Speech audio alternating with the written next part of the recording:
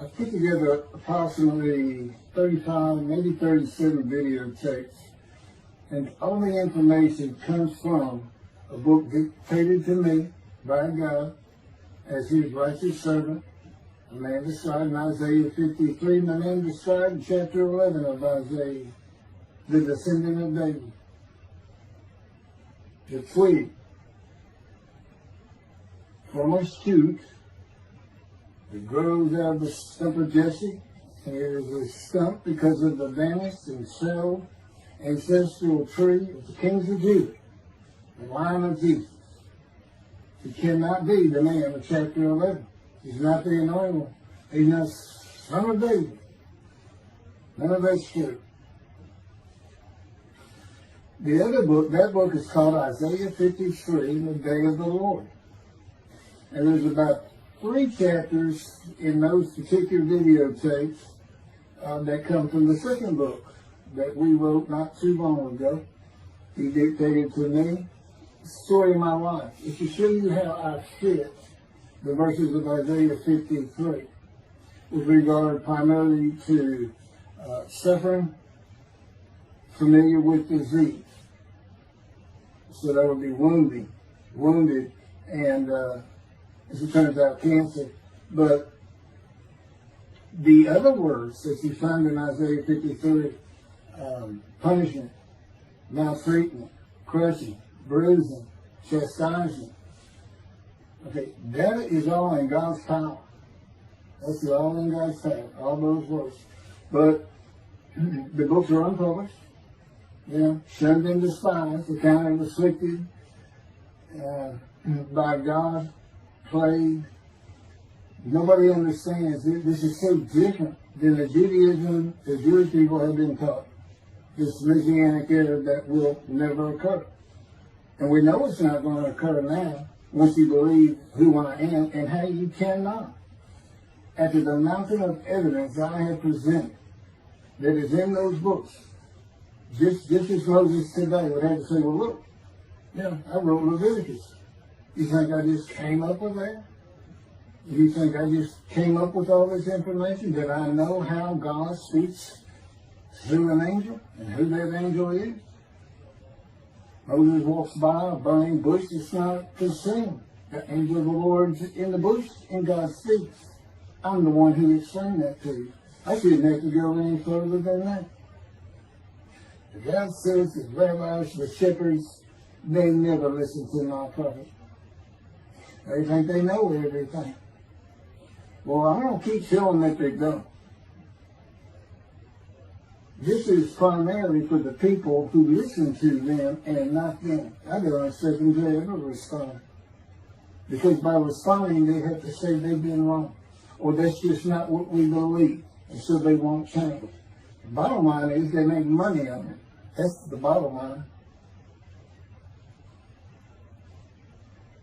God had me watch a video of Toby Singer just for this one purpose I'm about to tell you.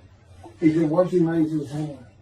He raises his hand to do his hair or rub his nose or something, and there's this big, fat gold watch. And this is how you know this is the God of old. He said, look at that. Look at that. I said, well, he does. He died. His skin died, silver died. It might be a scuba watch. He said, that's not a scuba watch. That's just a big, fat gold watch for everyone to see. And he makes his money on Isaiah 53. The guy said, at least that's how he really got going. I don't know. I know he has a radio show. But remember, I'm in the fire refinement. Everything God does with me is to draw emotions because I'm going to be emotionless once I get to Israel. For the most part. He'll let me feel what he wants me to feel. But nobody can get under my skin. You can't bother me. Even if I seem like I'm mad, it doesn't carry over to my inside. And I don't think about it any more than while I'm, as they would say today, on a rant, getting on somebody. But I bring his reckoning. I laugh. I tell him, you know what I am, don't you, God? He said, I know you're a lot, man. I said, no. I'm the reckoning, and I am the record. That's what I am. He laughed. Holy Spirit, man. I said, you know, righteous servant, David the shepherd, Elijah, prophet like Moses. You know, I like wrath. What's his name? Wrath. What did he do? He's a reckoning. But anyway, I'm going to go through these early years of mine before God spoke to me. It's chapters 1 through 6. Chapter 7 is God speaks to an atheist, and I've already videotaped that. Walking with God and something on visions and visuals. So the first chapter, this is what he told me right down, birth and tragedy. I was born in Bryan College Station, Texas on February 6th, from the Holy Spirit, yes. I could get asked me before, so, yes. Oh, this is only for the people who come to believe me. I don't expect anybody who's been viewing these materials and, you know, nobody's really subscribed in a handful to be believed. Again, I can't imagine. I don't know what you people want. I don't know who you think's going to come to do something different. How you going to know who David is? I mean, according to Judaism, there is no description of him. How you going to know who he is? All this being presented, and I know Jewish people are seeing it, only 60% of the views are coming from the United States. Now, I don't know if that means 40% is coming from Israel. Probably not. You got Canada, that's be a big follower on my WordPress site. And really just all the countries of the world at one time or another have looked at some of this information as I wrote my blog, and the blogs became chapters. But I'm assuming some Jews have heard of what some man is saying he is Moshiach, and they're watching. Well, this is for those who come to believe. The people who want to be the witnesses, the men made righteous. By my mouth, there are things I can tell you that God would have me say to you.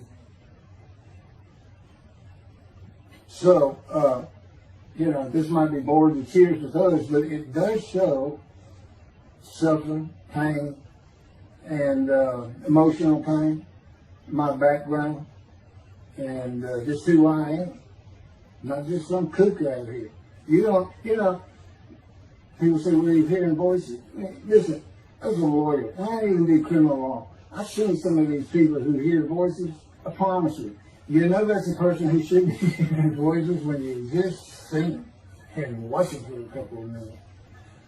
It's not me. Excuse me. Okay, I was born in Bryan College Station, Texas on February 21st, 1957. And that's interesting because that's the year the first satellite went up. Russia sent up Sputnik, which is really 3 different satellites, and all together they were called Sputnik. That is considered the dawning of the age of the internet. Now, I've asked God, how did you select me? How did I be blessed with this and learning all these things with this crazy life that I've had? And but he won't answer me. He's John Poker, this Poker guy. He's not going to talk. Not going to change his version or anything, or me getting an impression that he is. And so I tried to come up with it on my own, and that is where I saw it. I said, because I know how important the internet is to you. It's the only way to get things worldwide in. And all the teachings that have come through it. I didn't know, you know, I'm 63.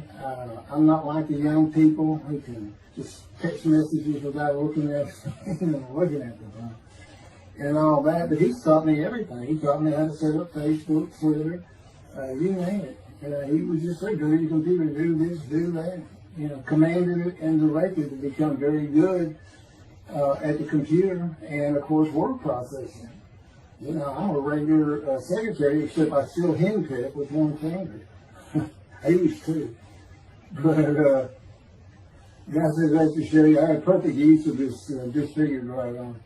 It just doesn't have muscle in it, and my shoulder showed. Anyway, I was born in Bryan College, and that's where Texas A&M University is.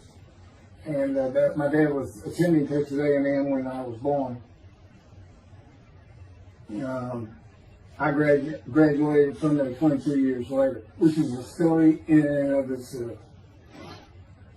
So I was born premature in the 7th month of my mom's pregnancy. I was born in February, and there were many complications. My parents were told I would not make it through the night, and they should just take me home. Mind you, this is 63 years ago. The biggest problem was that my insides had not fully formed, and it was impossible for me to take milk. Mammy, my great-grandmother, told my parents, boil rice.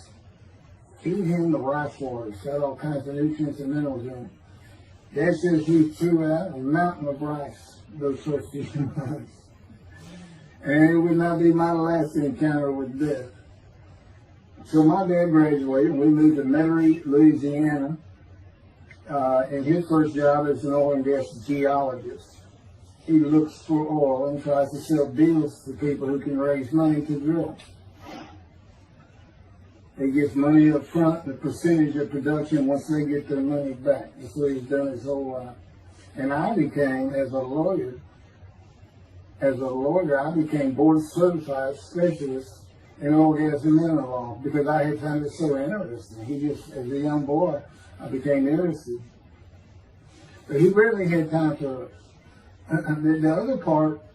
I said, okay, well, I was born when the dawning of the internet, so he's got a selection process for 57.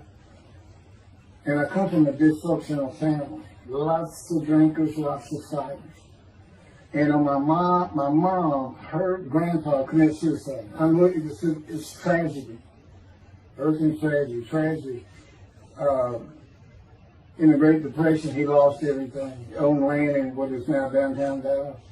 But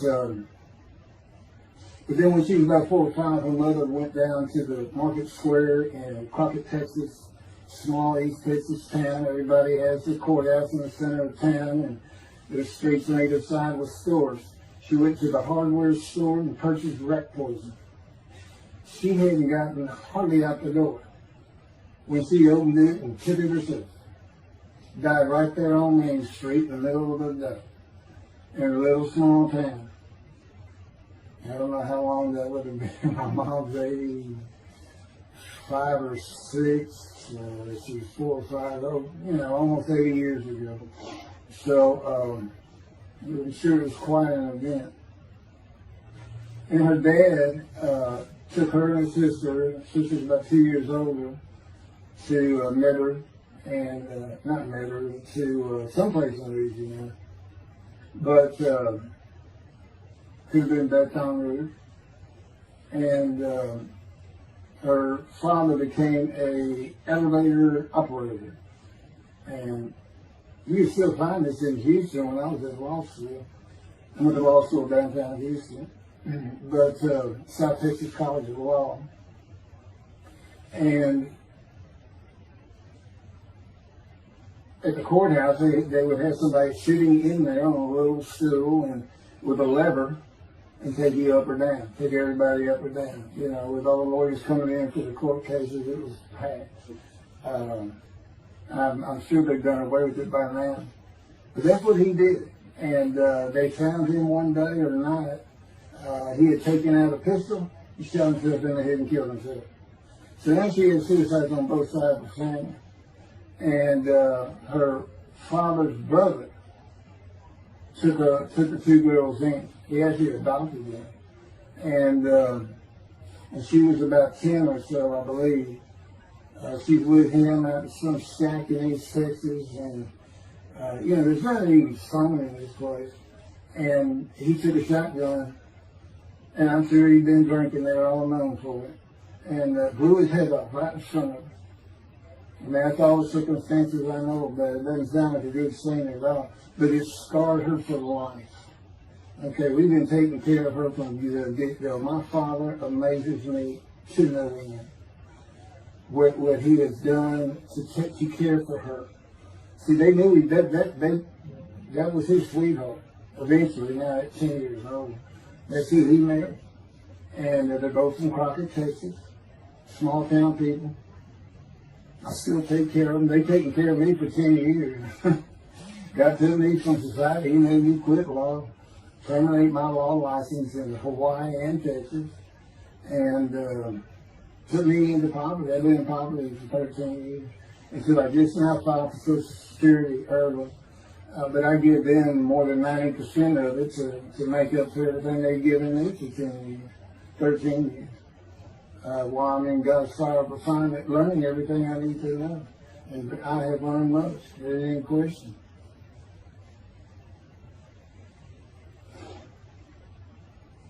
So anyway, this horse suicide right there. So the thing that tells you, it's crazy of losing your entire family in the Holocaust, and you're the only one left. It's not like that. But God says, I just got things as close as I could. He says, that puts you in the one to deceive you, really for just one reason. Well, two reasons. One, it makes you identifiable. But it was so people would pick on you. I wanted people picking on you because that's what happens to young Jewish boys. Just for being Jewish. Just for having a disfigurement. People will pick on you. I told him since, I don't even really recall many people saying anything to me. He said, that's because you look like you crawl all over them. They did. And I did. I was always just say something, anything. It's just the way I was just angry inside. And God's taken all that away. But I can still go on a good rant. But, and then my mother's in the 60s, young people may not know this, that's when, the Woodstock and marijuana, LSD, everything started getting big. And at the same time, doctors were just handing out pills left and right. Valium, painkillers, Percocets, just asking for it. They were writing scripts. And I know today they put a lockdown on that, but she got heavy into it and drunk all the time. I had to come to school and stay with her.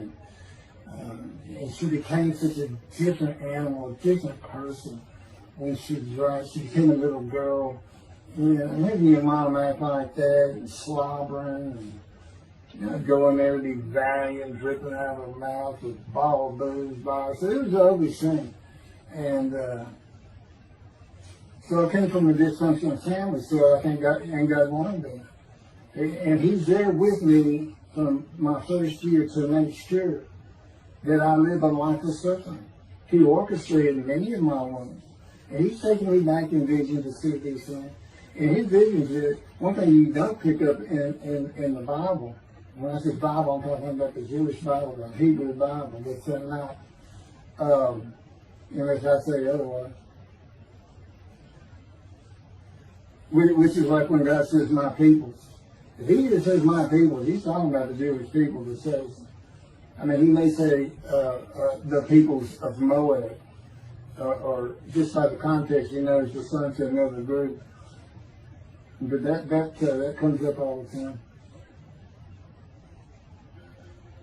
So to add to that, she tried to kill herself a few times. And when I was 10, my dad was at a Texas A&M game in Dallas. And I know it was 1967, so I was 10 years old. I'm very familiar with that particular game. It was against Bear Bryant and Alabama Crimson Tide. And he had coached at Texas A&M. So as you can tell, me and my dad are big Aggie fans and football fans. But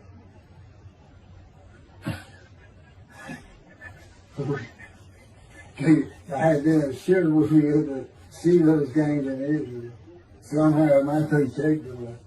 He said, we'll get it. That's what Holy Spirit. We'll get it. He's so funny. I don't know where my sister and brother were, but I heard some noise and I went down about 1 or 2 in the morning, and our stairs curved, and it was a little bay window cut out, and I looked down out into the living room, and she's wearing newspapers on. And just sat there watching. Didn't know what to do. And she got down that paper and took out a butcher knife, not a razor blade, a butcher knife, and opened her wrist up. And just happened again years later when I was in high school. She opened her elbow up, and that was god awful. I don't know. But before she bled out, my dad opened that door. I sometimes think she knew he was going to be there. Shane would probably save her, but it didn't look good, and I hated myself for not doing something. Maybe that's why I was so angry. Anyway, because I didn't do anything, I just sat there. I couldn't move. I don't know. I don't even know what I was really thinking, really. But I tell you what it is. It told me how much her uncle blowing his head off must have done to you. That must have really hit you. I had nightmares my whole life, but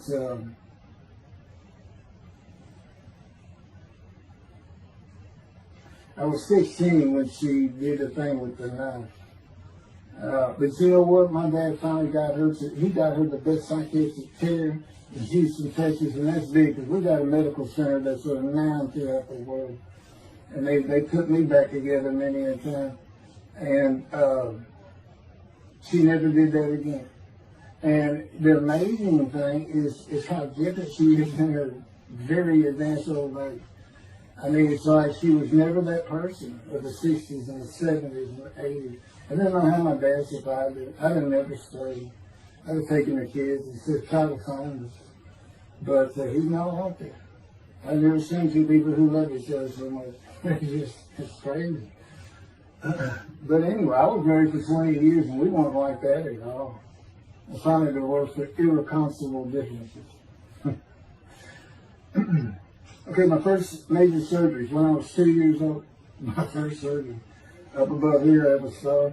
I had my first of many surgeries. Been born without my right pectoral muscle, small shoulder, withered arm.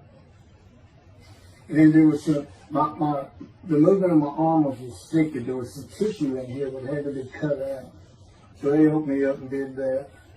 I was born right-handed, but I do everything left-handed. Except for light things. Like I shoot a basketball right-handed. I throw a ball right-handed. Darts, things like that. But bowling, I'm left-handed. Yeah, anything heavy. And I was quite average. If I'd had two good arms, I'd have probably been on scholarship. I was already offered a partial scholarship at a small school for track, even with this bad arm. But I just didn't have the fast start. You got to have two strong arms just pushing out in front of you. But I was some kind of quick and fast. So, we moved back to Houston to a place called West University, a suburb. And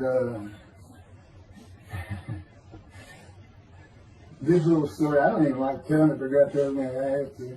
And he had something to do with it. But I'm not going to go into that part of it.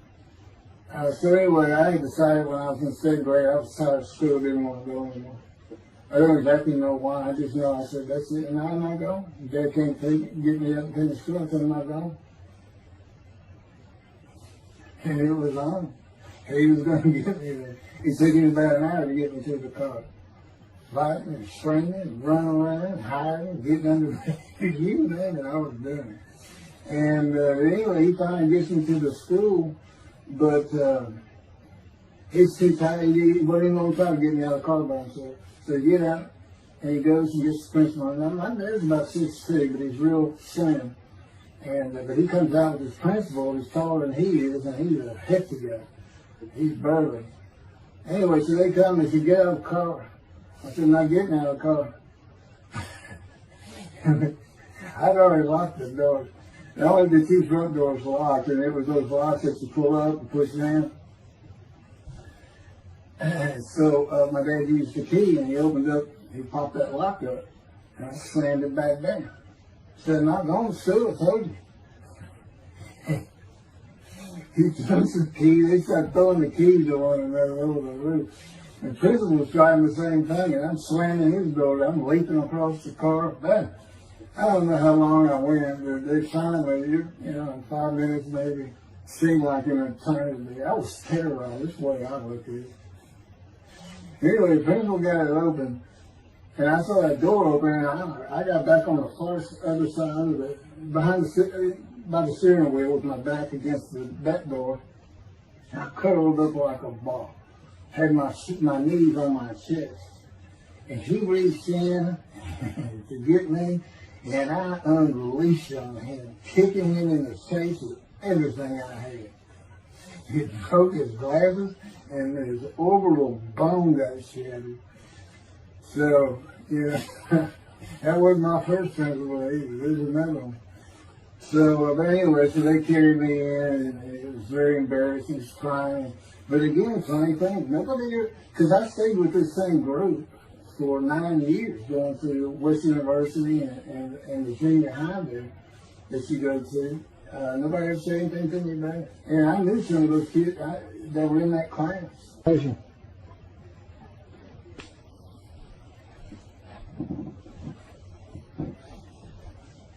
My camera only goes for half an hour. I can see on the screen that I had point towards me that when it runs out, I have to turn it off and turn it back on. But anyway, that ended my fight with my first principal.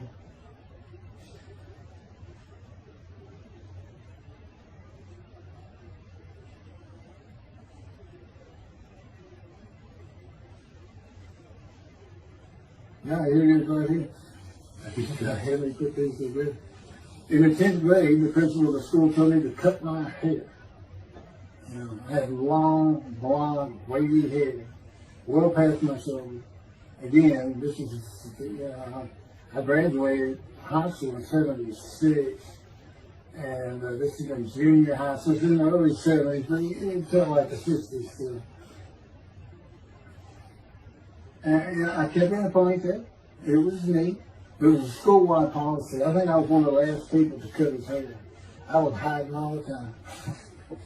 I was always on the alert for the teachers that would send me in. But I went and got it cut. I told the barber right at my collar. Sat there in the chair, cut it right at my collar as I was instructed to do. And then I was commanded to return to the principal's office. And so I presented myself to him. I sat down and sat in his office, and he gets up, walks behind me, and grabbed me by my hair, back of my head, and jerked my head back fast. And said, "It's still over your collar." Now, I don't know if I did a backflip out of that thing. I can't really recall. But what I do recall is it took 3 people to get me off of him. And I was permanently expelled from school. Which ended up me leaving home. It wasn't a runaway. I'm just out of here. I'm tired of everything and everybody. I ain't going to school ever again. Hate school always there. That was me. If they had to pull me off of him. I understand through a friend of mine, he said, my brother went to that school. He has some stories about that guy. So that wasn't me. It was him. Second major surgery came when I was 12 years old to try and repair my right knee and just below it. I was going full speed in a field. High grass and weeds with a family dog. And God says he had something to do with what the dog did. For no apparent reason, just suddenly he was running at my side. And he just bolted, he just stopped going straight to the heart of the left and went right between the legs. I go sailing in the air, and I came down on my knee. Except my right knee came down on a broken Coke bottle, Coca-Cola. And they used some thick grass back then. It was stuck nose down, way down. It was all broken up, but it was the bottom all jagged that my knee just. They said it went to the other side of your knee. They said, you got that whole field in your knee. But when I got to the hospital, I sat there for a long time. The first officer came in and just told my mom, "I'm sorry, I'm in the room, He said, I can't repair it. It's not repairable. We want to take it off. You can't use it." And I already knew that because as I started screaming and yelling for my dad, he finally came back. This field was behind our house. It was a chain link fence, and in the field. My dad finally heard me. He got over. He saw the blood and saw something. He scared to death. I'm going into the shop, and he got me to put my arm around his neck, and he said, "Can you walk on it?" And I tried, and it just collapsed. It was useless. It was awful. And then I had to climb over that fence. And my mom was going crazy and screaming and crying. And he had to go take care of her. I sit in his bathroom, my leg all opens up, and I'm just getting sicker and sicker. Nauseated, scared, I was crippled. And but anyway, they get me down to the hospital. And just, like I said, the first I was really just like, I don't know what to do. And just right then, and God said he knew he was going to be there. This doctor walks by, and my mom recognized me. And she goes, Dr. Kane. And she runs out the door. Well, this is Dr. Kane. Her mammy that I mentioned earlier, in her old age, very old, maybe in her 90s, I don't know, late 80s, but living with her sister, broke her hip. And this doctor repaired it. This is a long time ago, people. Repaired it, and she actually walked again with a walker. I remember. But that's who this doctor was. And she said, my son, they're going to take his leg out.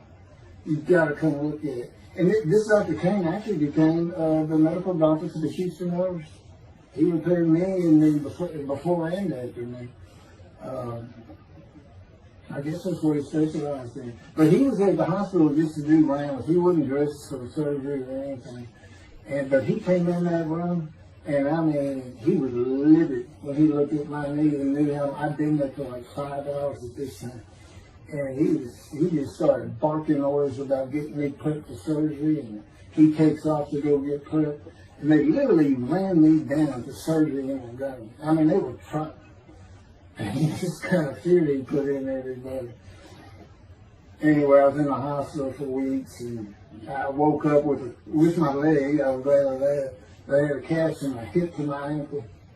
And he told me, when I finally was being released, he said, if you put any weight on that leg, you'll never walk again. So, I can't remember, 6 weeks, I don't know how long it was that I had that cast on. It wasn't my first cast, it wasn't my last. Well, maybe it was my first. Maybe it wasn't my last. We're not getting very far. There's 6 chapters, I'm barely getting through the first one. But what I'll do is I'll just do 6, just like I did with Isaiah 53. I did 6 or 7 videos, 7 I think. But then I joined them all together and put it as one video, the definitive commentary of Isaiah 53, which comes straight from God, by the way. I mean, you can contest what I'm saying all you want, but it makes perfect sense. For the first time, Isaiah 53 is explained. And how I've come to the smartest religious view in the world who can see that, and what the wounding and the punishment, everything's about, and how it's really, in some ways, a snare to the Gentiles for the day of the Lord. Because he knows he can take me and just decimate any argument they want to put forth. You know, in particular, I'm blemished. I am not, I'm the Antichrist.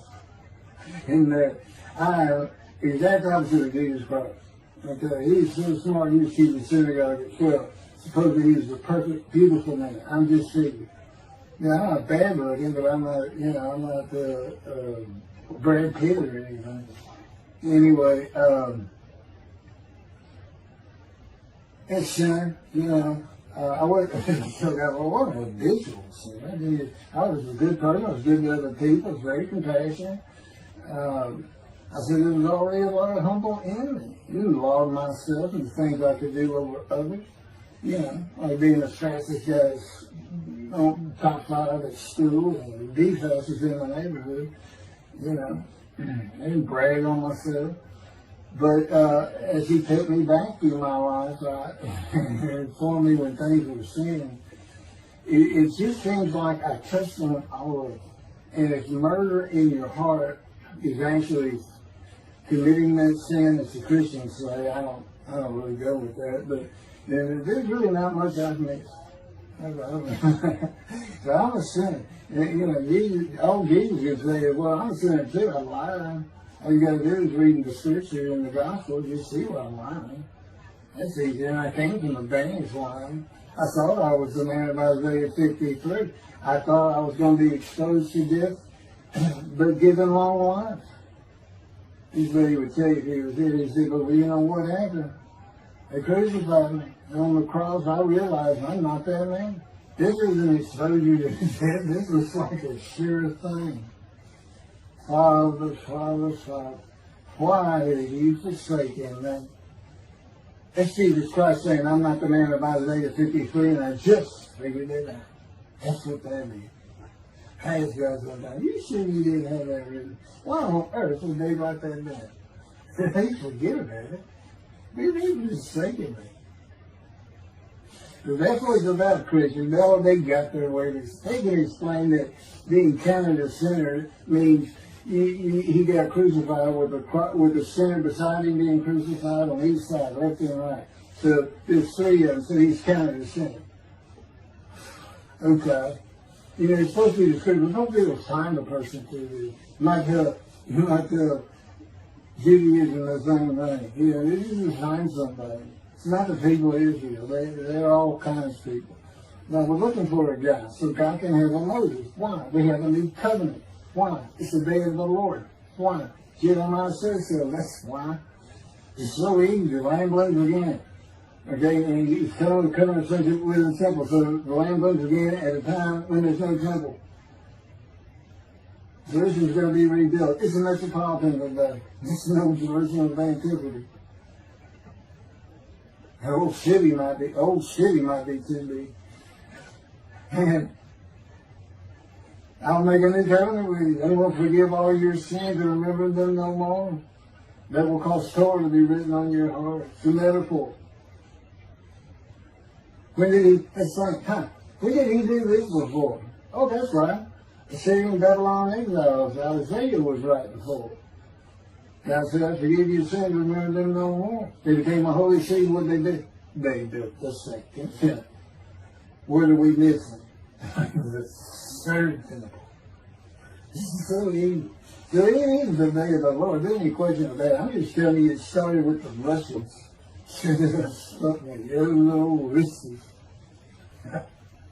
And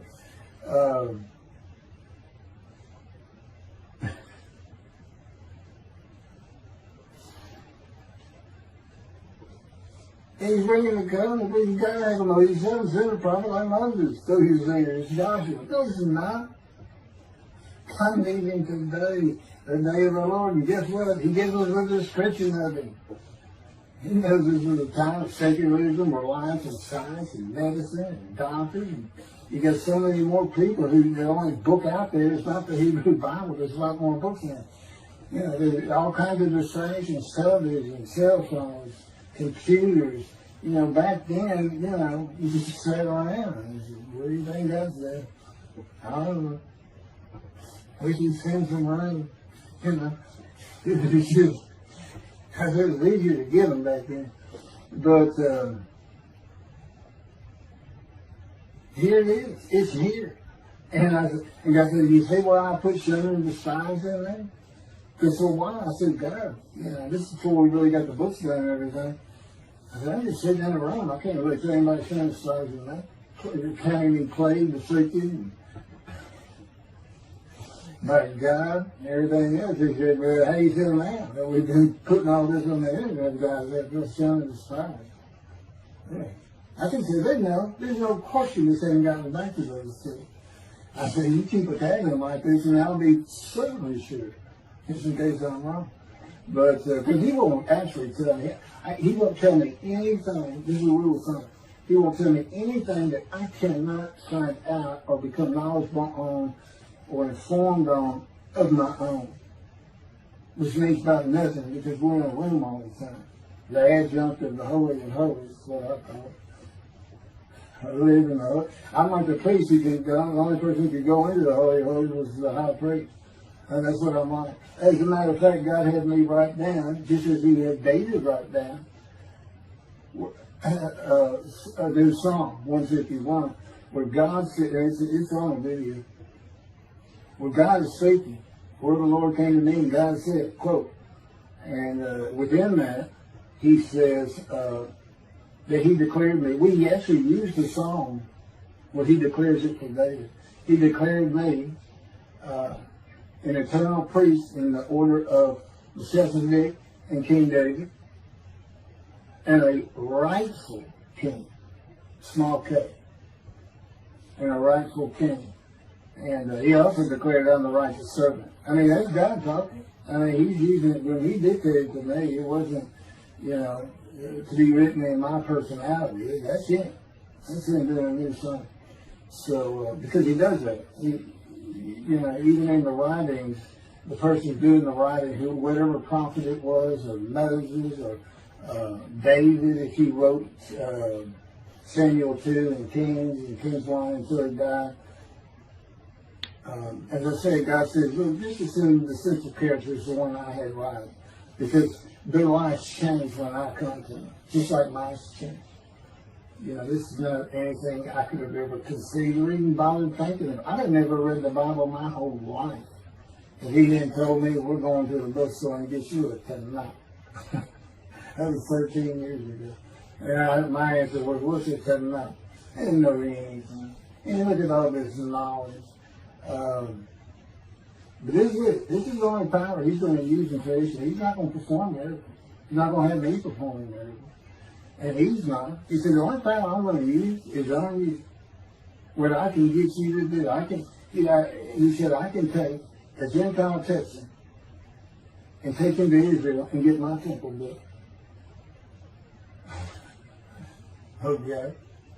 He said, because that's what you say to God all the time. Okay. And one night, I hadn't even read Isaiah 53. He didn't come to me and just say, offer yourself for guilt. I cursed you with cancer. It was me that did it. That's not, I wouldn't have known what he was talking about. We finally get to Isaiah a couple of years later. He said, keep reading Isaiah 53. Is that okay? And so I read it. I said, okay, finish it. He said, who do you think that is? I said, I have no idea. I could barely read it. I didn't know what it was saying. I said, I think these two verses ought to be up here. I said, you sure nobody mess with this thing? He said, nobody mess with it. He said, this thing I got Isaiah right. He said, that's you. I said, oh, okay. I couldn't have good luck convincing anybody. I can't even tell what he's saying. He said, before we get done, and he's right. I've been over that thing so many times.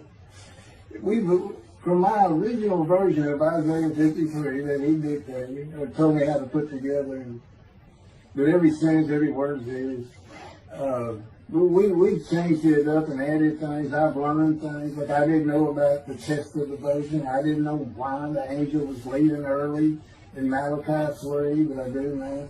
And all that would cause an amendment to my midrash in Isaiah 53. And, the book has me. These are all videotapes now. Me and Rashi. Rashi, the first one to come up with this is Israel. And, I look at his answers and I just shake my head sometimes. You should see his answer in Malachi 3 to the angel of the covenant that you desire. There's only a covenant of friendship and a covenant of Jeremiah. And this is his answer. It's midrash, so he just takes a section of the angel is on the way, and it just says the angel of the covenant. And his commentary is the angel that avenges the revenge of the covenant. I said, what does that mean? What are you talking about? And I said, God's being funny. He said, I don't know. I said, you do know. I said, well, I'm not telling you. So, God likes to feel as though he's laughing. He doesn't actually laugh. He sends me a perception every day. Or he uses me to laugh. I've mentioned that in a video. Because he can't. He controls my words. I learned that in walking with you. Just one day, I'm talking out loud as we go. I'm discussing man and divine beings as though I had a sermon I was giving or a speech to somebody or a seminar. And I'm rolling, and I can tell he is really making this thing rock. He's taking it from here to here to here. And we're going. And I'm going. And all of a sudden, I use a word or a couple words that I simply don't use. And they're not what my mind was even thinking of. They just came out.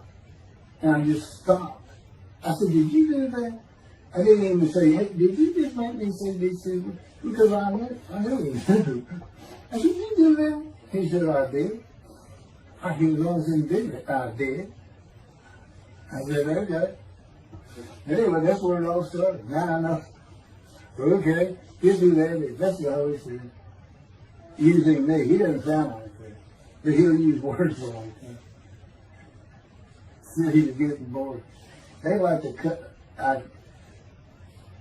Let me just say this probably got you don't know. It's not all the time. It's some of the times we do tend to get kind of silly in here. But, they do things after a while. I'm like, it's like, I feel like a kindergarten teacher. I got two of those kids that you just shake your head at. You say, this is a handful. These two, nothing but trouble. Always throwing around, looking for a laugh. And the Spirit's always working in heaven. There's God laugh, as it were. Again, He doesn't actually laugh. It's a perception that's His emotion. If God has any emotions left, because worrying about other people's pain is not one of them. He made that clear to me. I don't care about your pain. And just saying it makes you mad. As if He's drawn in. And He does this so many times over and over. He says it's easy because now it irritates the fire out of it. He just started. I said, how do y'all keep doing this? And one day I told him, I said, I got it. Which means it actually came from them. I got it. You never grew up. You never got sent to your room. You never had to climb that mountain to achieve something. Put yourself out there. Nobody's ever hooked you. He said, I said, that's what it is. You never grew up. That's what it is. Yeah, I'm dealing with the child guy. That's what it is. Have him all you. And then he came down as mean, very serious, mature guy. And I didn't bring that argument up anymore. But that's how it gets to me sometimes. It's an incredible lot. For me, I'm not going to get to him. I get to him at the end. I'm getting close to when I got shot. I thought that was a new chapter. I was on. Well, I'm going to pick, this is getting long. Anything over half an hour, we try to stop. My Isaiah 53, 5 hours. But, I watch it all at one time. He doesn't hardly let me watch it. Yeah, I don't even watch them before they get posted. He said, no, you watch it later. Because it comes on the TV that he got me. And I didn't know at the time it was going to be, that he was serious about doing videos, and I certainly didn't know about making it a backdrop. He decides everything. He tells me when I eat, when he get up. I don't sleep hardly at all, 2 or 3 hours a night, and sometimes less, and take a half hour nap sometimes. But I found out I feel fresh. I don't need all those things. You're not really doing anything. Why do you need a lot of sleep? And see, that used to make me mad. Now it is later. Thank you very much for listening. I'll pick this back up on another video, and eventually I'll put these first 6 chapters, just like I did Isaiah 53, because it's a book that he dictated to me. I can't get it published. I'm going to put it on YouTube. That's why I'm reading it. And as I said, if you don't want to listen to it, don't listen to it. But the information that's in these books and in those videos is, that's not proof. And quite frankly, God said, if that's not enough for them, well, that's just too bad. Utter destruction is what they end up getting. They better learn how to listen to proper. See, it's no different than the people back then. They'll say, well, why didn't they listen to Isaiah? Why didn't they listen to Ezekiel? Why didn't they? They laughed at Ezekiel. That's what Rashi says in his commentary. I didn't know it was laughing at him, but you see knowing.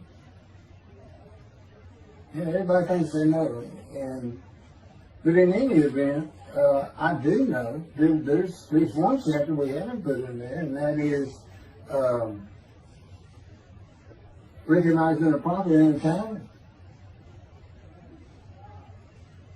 It says Moses vouched for Joshua, so he didn't have to be tested. And the problem with all that is, and I think why about hadn't had to put it on video, is that they're looking for a seer, somebody who can see the future. You see, that's antiquity. That's not what you're looking for today.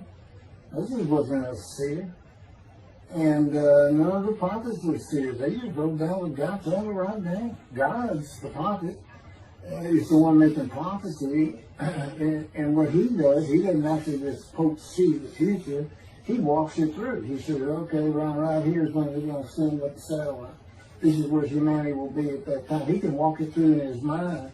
As I mentioned, his eyes, he doesn't have them. It's just his absolute knowledge of all things. He can form a picture of this frame. Me, it's in here. He knows every atom of my body.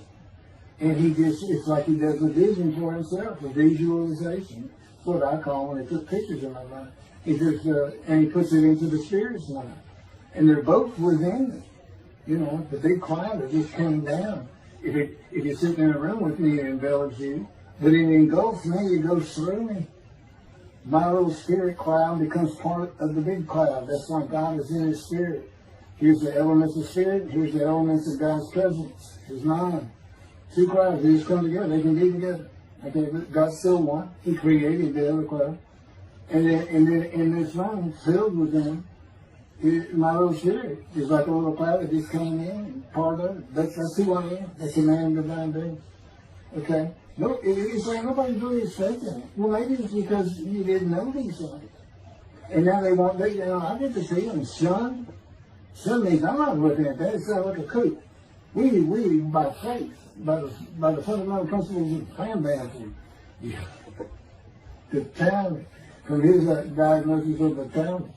Once you do your own, once you throw the talent out and learn some new stuff, once you get out of antiquity, every religion has an end times like that. Every religion ends up with utopia for its people. Everybody. Well, don't be like everybody. You're the Jews. Go ahead, let's get practical. Let's have God in our midst again, in a man like he was in Moses. Let's point at him and tell the Christians that is the man of Isaiah 53. Here's what it's about. God said he's coming back. He told us, we're not waiting on him like you. And he said when he was coming back, he false prophesied 5 times. He ain't coming back. He wasn't who he thought he was. He told us on the cross. I'm not the man of Isaiah 53. He tells us. What else was he doing? Well, what did you say? I'm about to die. What do you think he's talking? What do you think he's thinking about? You're not supposed to die. He thinks he's the man of Isaiah 53. So do they. It's mind-boggling because I'm the man. And there's nothing about me that says Jesus Christ. Nothing. You see him, he cussed God. I cussed him trying to die. I'm begged for death 1,000 times. He says, not dead 1,000 times. Isaiah's been hundreds. He said, well, that's true. You have cursed me more than any man in the history of mankind. And he said, and you did it face to face. And I said, you shouldn't make me so mad. He laughed, y'all. He laughed. When I'm cussing him, he did make so mad. And oh, you're kidding. That's right. He gave me his perspective. This is how he did it. It's a key. Imagine you created ants. And ants are living beings. In other words, they can think and they have emotion. Okay, you get a great big ant farm over here in the room. Okay, you decide you're going to get one ant to get all the other ants to do stuff. But you got to get him ready. And you get him ready the way I'm getting you ready. Now, he's magic. Right? How big he is? Yes. Now, magic. I'm always laying in the bed. I got a big table. I got a microwave on. I put my computer on. I got a big fan I like to have on. And he said, look over that table. Now imagine that ant got loose. And he is pulled up. And he is sitting on the corner of that table. And he is giving you the what for in ant language. I mean, he's going. And he turned around and shaking his butt at you. And he's cussing. And all this. And all you got to do is go bump. And he's gone. And it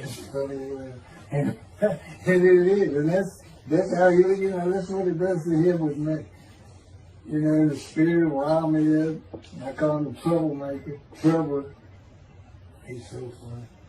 But God's so humorous. There's a difference in their humor. Okay, that does wrap it up. I'm gonna pick up a gunshot. I guess it's fortunate accident to my knee.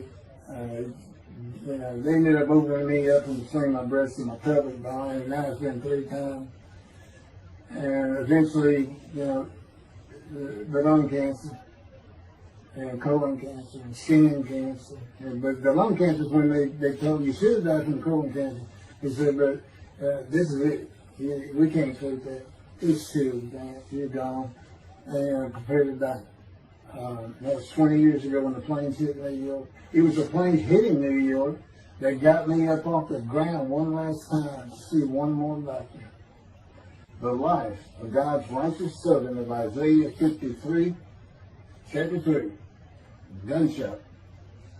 Shortly after I recovered from my knee injury, I moved to Fort Lauderdale, Florida. I was not happy about it at all. It turned out to be a lot of fun. I made some great friends to celebrate my 13th birthday. My only injury in Florida was having the front teeth shattered and knocked out, requiring casts, which is more of an ordeal than I would have imagined. We returned to West University in Houston after 2 years. My mom was not doing well at all, and it was getting close to her second suicide attempt. I was back with my old friends and did not have much supervision from home, and I failed ninth grade. I made my own decisions, and I rarely listened to others.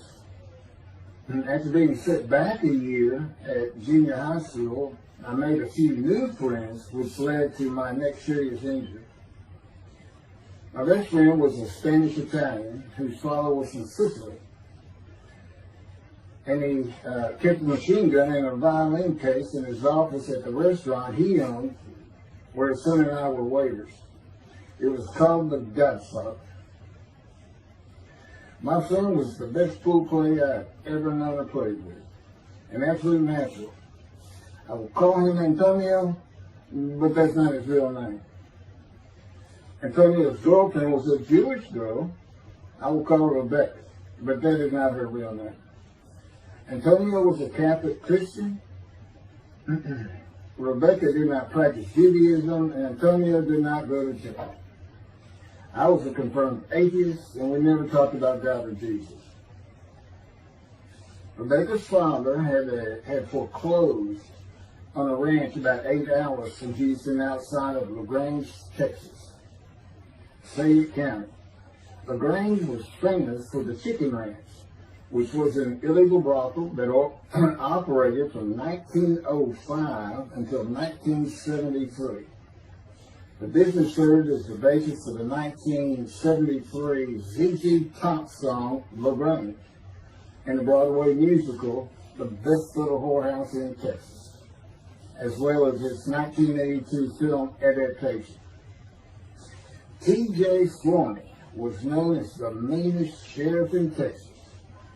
In the coming weeks, I would be interrogated by him outside of Shock Room 3 at Bingtile Hospital in Houston. This is an excerpt about him from an internet article. It was the most one-sided Texas battle since the Alamo, as 100 citizens watched disbelievingly in the dusty little town of LaGrange, their beefy sheriff, T.J. Flourney, reached into a black 1975 Continental Mark IV and began to shake by his $300 suit Marvin Zimner, the star consumer crusader of Houston, Texas. That's from People, June 17. Next, the sheriff tore off Zimmer's blue-white toupee, waved it in the air, and then finally ground the rug with his cowboy boots.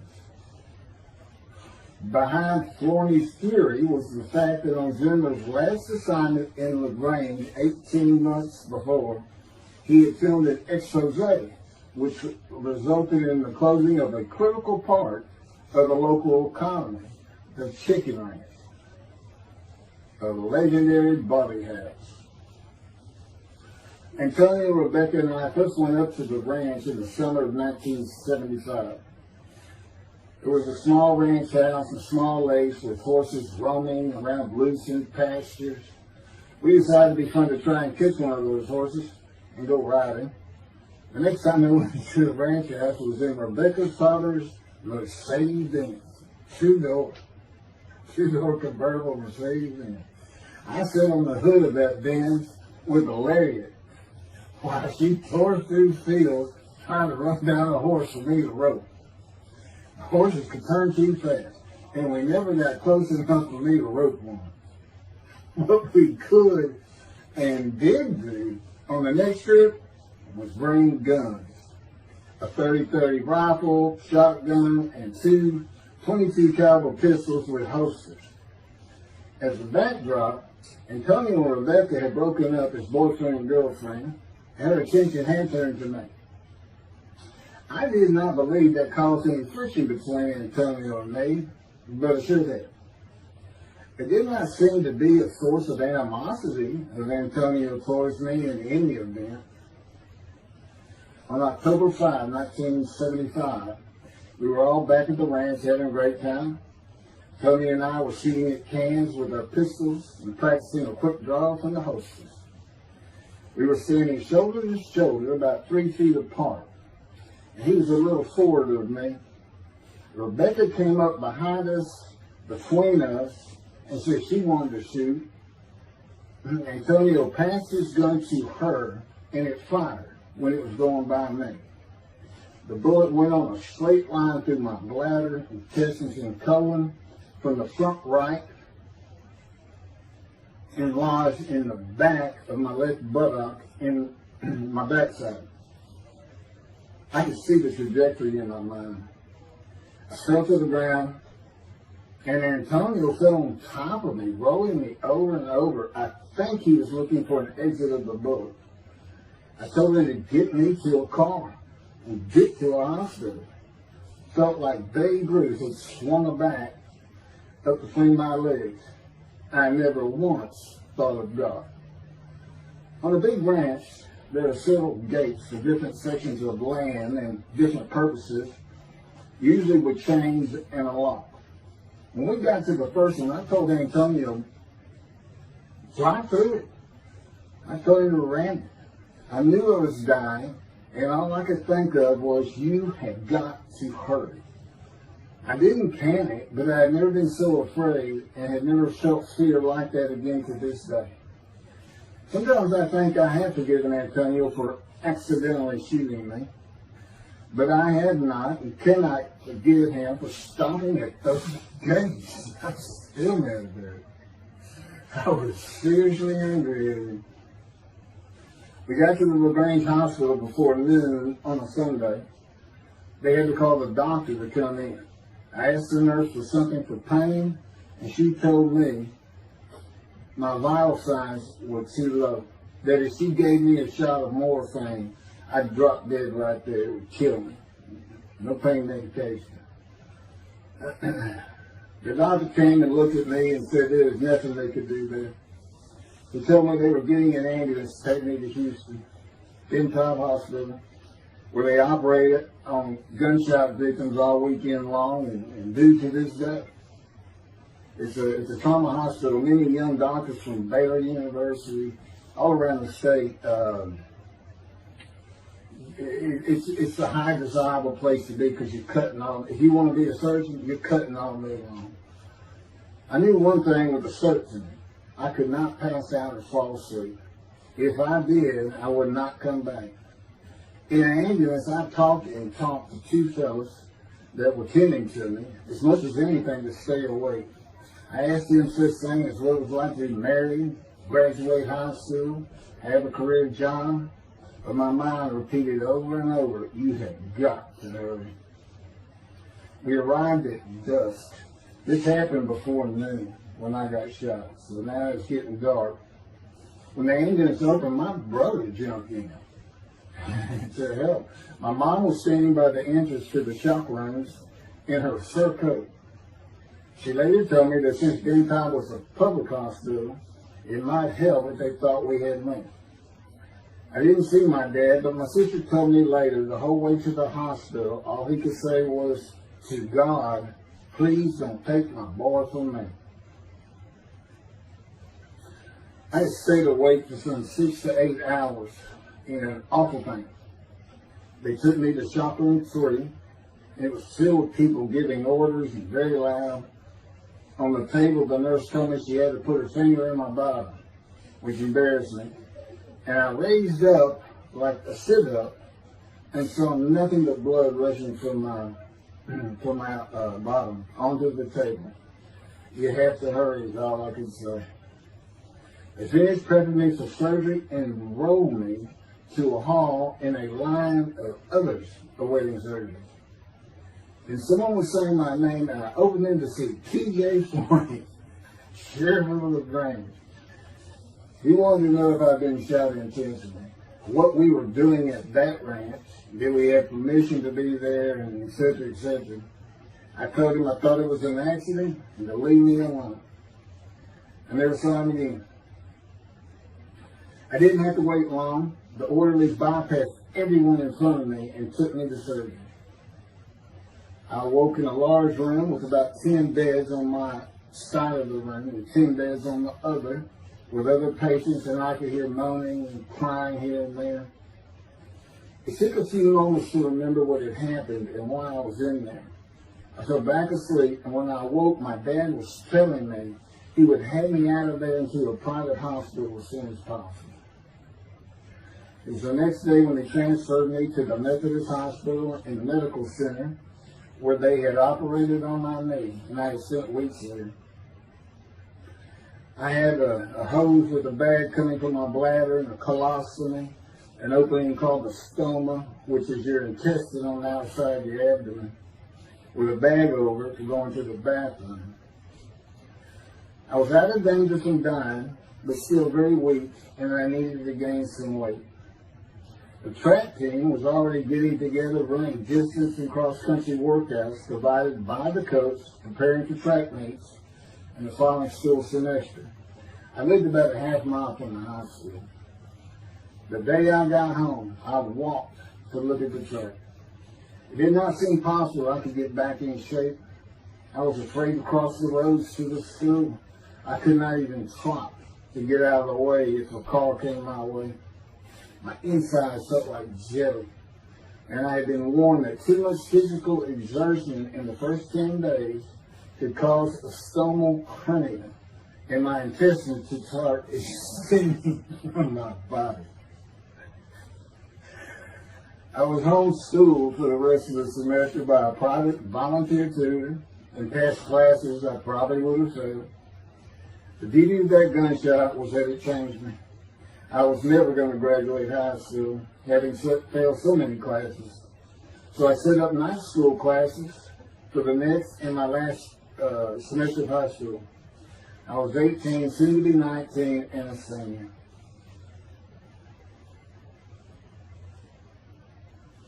Chapter 4, College and Law School. Before the summer of 1975, one of my best friends in the track team, who threw the discus and shot put and field events, and was a senior, told me he wanted to do something big the coming summer before starting college at Louisiana State University, LSU. I was only a junior and I had no plans for the summer. He mentioned this to me, and I began thinking about how long it had been since I had been to Colorado. My father, who had really good years and many so-so years, depending on how the oil and gas industry was doing. And when I was in junior high school, he had sold some prospects, had completed a few wells, and had purchased a condominium in Pagosa Springs near Durango, Colorado. My friend's name was Keith Miller, and I called him Miller. He had given me the name of Say Babe. At one of our night track meets, I was running the 330-yard low hurdles, and the last time was behind bleachers where the officials lost sight of us for a few moments.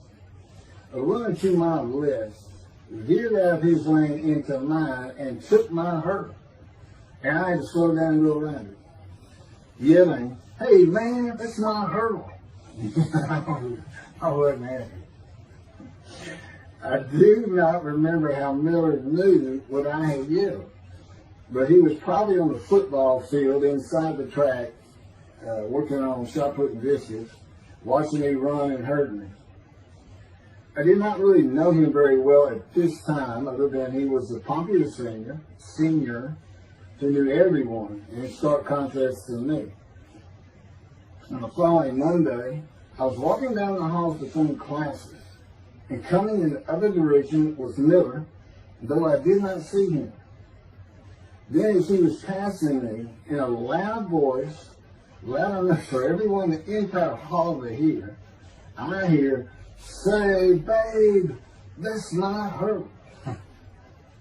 Hence, say, babe. That began a really good and fun friendship, and I got to know the class I should have been in if I had not failed ninth grade. And because I was Miller's friend, I was immediately accepted by anyone he introduced me to. I found out about 40 years later on Facebook.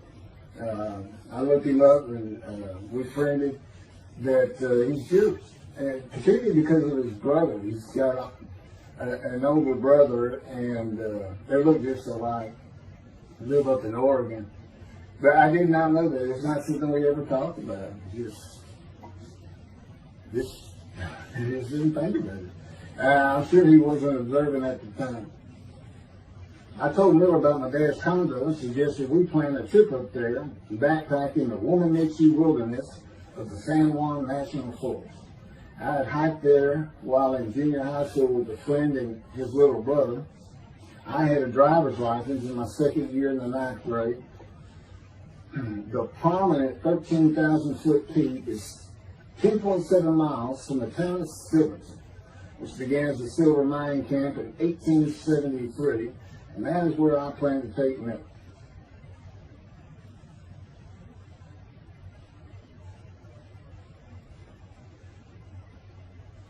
So Miller and I take off. We use his car. As I said, he was getting ready to graduate, and his dad bought him a Toyota. Can't remember the name of it now. My dad's condo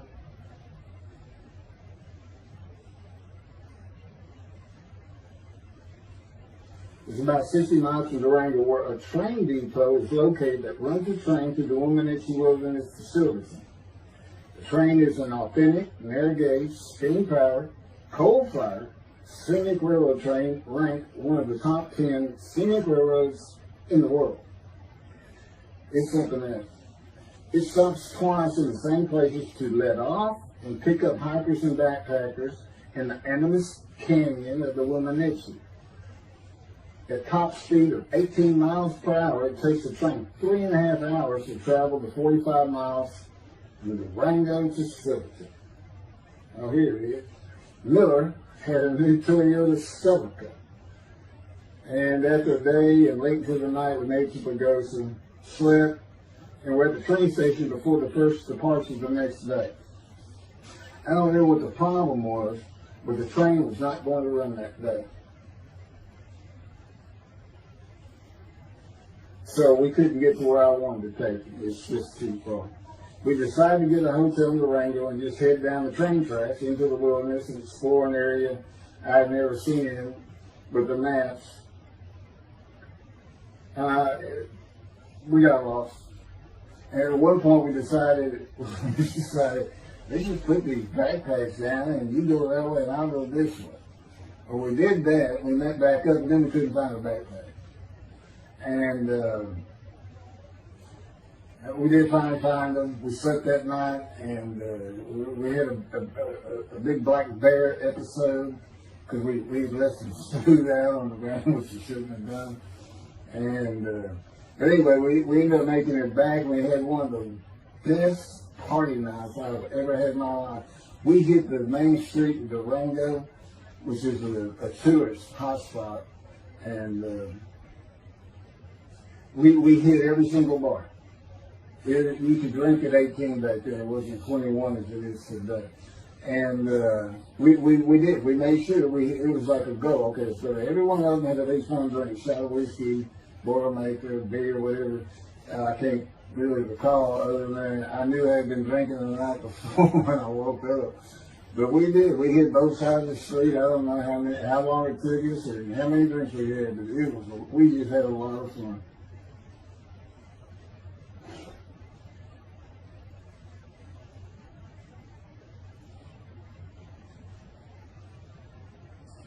Okay, I'll be coming to chapter, well, I guess it's 4. I don't know. I thought I was coming up to the cancer story, but this is different. This is getting into alterations while it's through.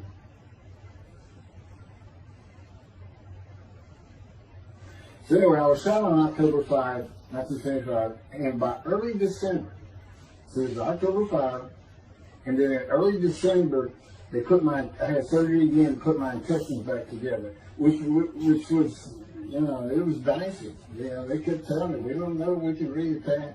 You know, there's people like Bob Hope lived his whole life with one of these stonal deals. And it's just a horrible thing. It was successful. They put it back together, and they removed my bladder tube. The girl next door, who I had never talked to other than to say hey or hello, and who also went to high school with me, had been coming over daily, and she agreed to be my girlfriend when I asked her a few months later. I did my night school and graduated last in my class, or close to it, of over 400 people. In late December, I began running with the track team. Now, I had surgery early December. I already got out there with them, which was difficult. Pulling 2 tires on the cinder track, you know, the rope, 2 tires, and you put a harness around your waist. I had to put mine high up on my shoulder. On the cinder track for a lap and a half, 660 yards for 2-minute intervals, 6 times was the toughest. My speed and quickness was still there, but distance running and my endurance, it took quite a while to come back. In early February, just about 3 months after being shot, I won my first 120-yard high hurdles race at a track meet that was fast enough to qualify at the upcoming district track meet for the regional track meet. Winning at the regionals would place me in the state track meet. I was fast, but my disfigured right arm really held me back. Then my heart was broken, and I cried for the first time since I was a child, best I could remember. My coach, who really liked me, he understood the effort I had put in to get back in shape. Called me to his office when I knew something was wrong. He told me I could no longer be on the track team. I had too many semesters of school to be eligible according to the eligibility rules. It was because I had failed not playing.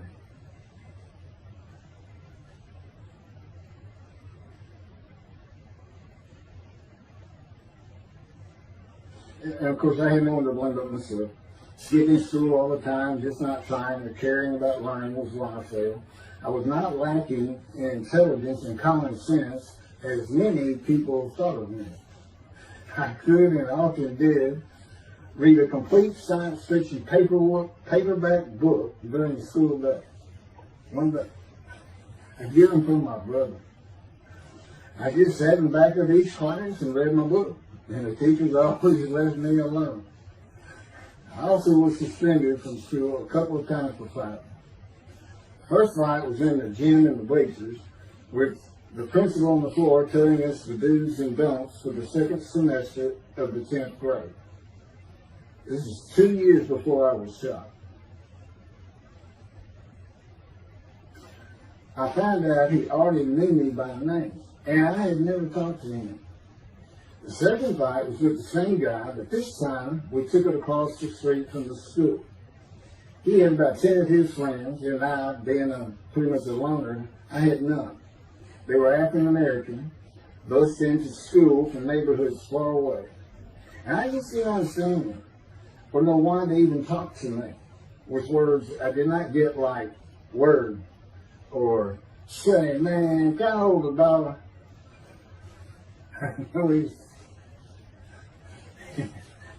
That is what started the fight in the bleachers. I hear from behind me and one stood to my left, saying, man, can I hold the quarter? I turned around and just looked at it. And Johnny said, I did not have a quarter. Going with the principal, I undid my ponytail. Mine should be sitting right behind me, and I'm well aware of that. And I brushed my long blonde hair and then reached into my pocket for some chapstick for my lips. And I pulled my hand out with the chapstick. Turned out I did have a quarter. And from behind me, I hear saying, man, you said you don't have no quarter. To which I replied, turning around, I don't have a quarter for you. The next part's kind of hazy. But I do know I grabbed him by the front of his shirt and slid him down the bleachers onto the students sitting below me. That is when the principal yelled my name and told me to go to his office. The next day, the guy and his friends were waiting on me when I got to school, and we fought across the street. The principal had told me not to get into any more fights, and this is what I got suspended for. I remember being in, after my suspension, being in the men's room and smoking a cigarette in a stall, and a group of African Americans came in, and they were talking about the fight. What I remember was hearing, that white boy went Muhammad Ali on him. My favorite fighter. I even saw the Ali Foreman fight in Kinshasa, Zaire, live in Amsterdam in 1974. And some of my best friends in high school were African Americans, mostly on the track team where we could get to know one another. I still had run-ins with the general population of the African Americans, who everyone just called blacks back then. I never used the N-word and thought they would help themselves a lot if they stopped using it. Mostly I think they were angry at being busted in from neighborhoods far away. In fairness to them, white kids did not seem to like me much either. I looked young even for my young age, and with my long hair, about 6 to 8 inches past my collar, I looked kind of girlish, and many people said that to me. One day a friend of mine told me what it was to him. You never smile and seem to be very angry. Like if someone looks at you crossways, you're going to come answer them, daring them to say something, like you want to fight. My next suspension for fighting began in middle shop, and it was all my fault. There's not a big deal with that.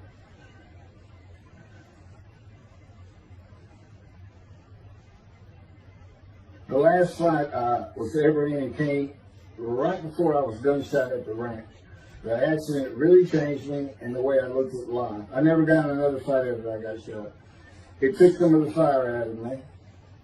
My longtime friend from junior high school and I were at Memorial Park at night and walked down a train track that ran through the woods, away from the streets and recreation areas.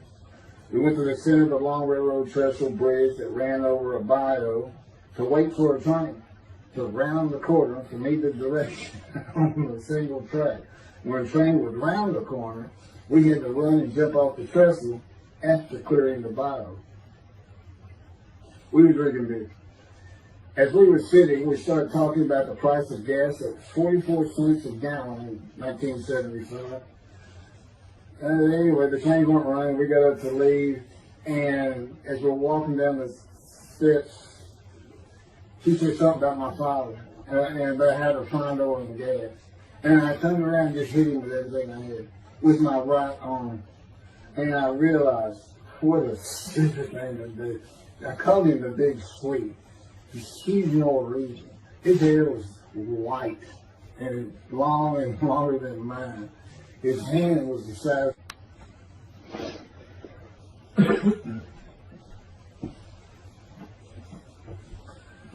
And I had nowhere to run. That was the really dumb part of it. I mean, I couldn't move. I couldn't use my quickness. I couldn't box as I had with the fellow across the street. And he just took one big thing. He's very athletic. The coaches all wanted him on the high school team, but he didn't want to. Football team. And but anyway, he hit me just one time. That was the whole fight. And it was just 2 hits. My measly hit with my right arm. I let it fast, I hit him when I wanted to hit him. Well, I say that. I didn't even think about it. But he just about knocked me senseless. I mean, I saw it red. And so anyway, that was it for our friendship. We just, although after I got shot, he and I got back together a little bit, but by that time I had met Denise next door, and I wasn't going to be going out drinking beer at the festival anymore. It was going to get serious, and that's when I set up my night classes and everything. Her big sleeve.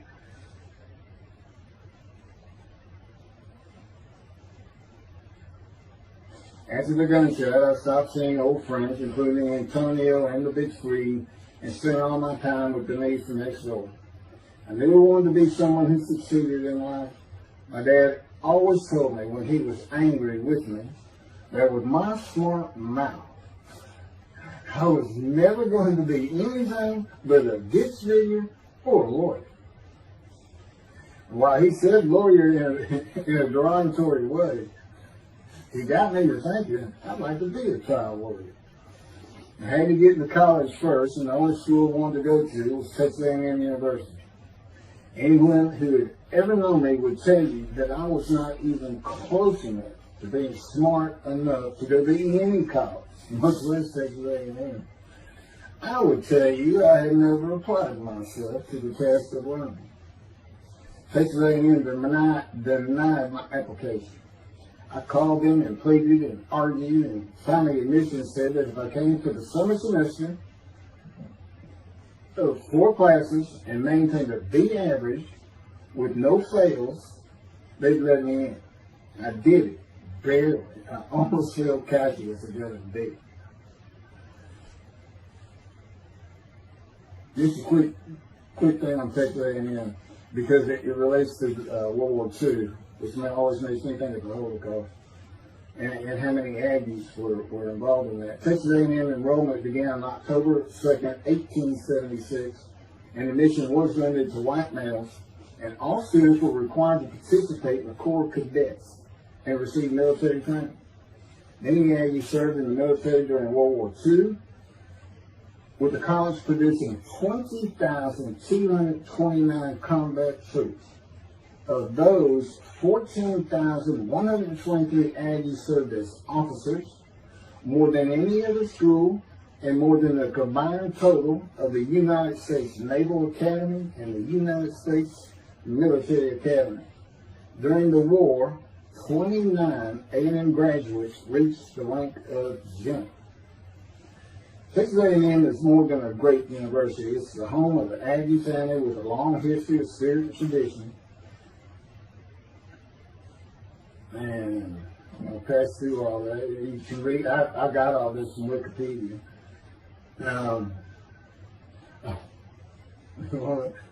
Like Notre Dame, it's a school full of tradition, especially notable at football games and in campus life, drinking beer at the Dixie Chicken. I had a good friend in what is now the volunteer Corps of Cadets, and we've been shooting pool and drinking beer all night on the weekend, and finally left sometime after midnight.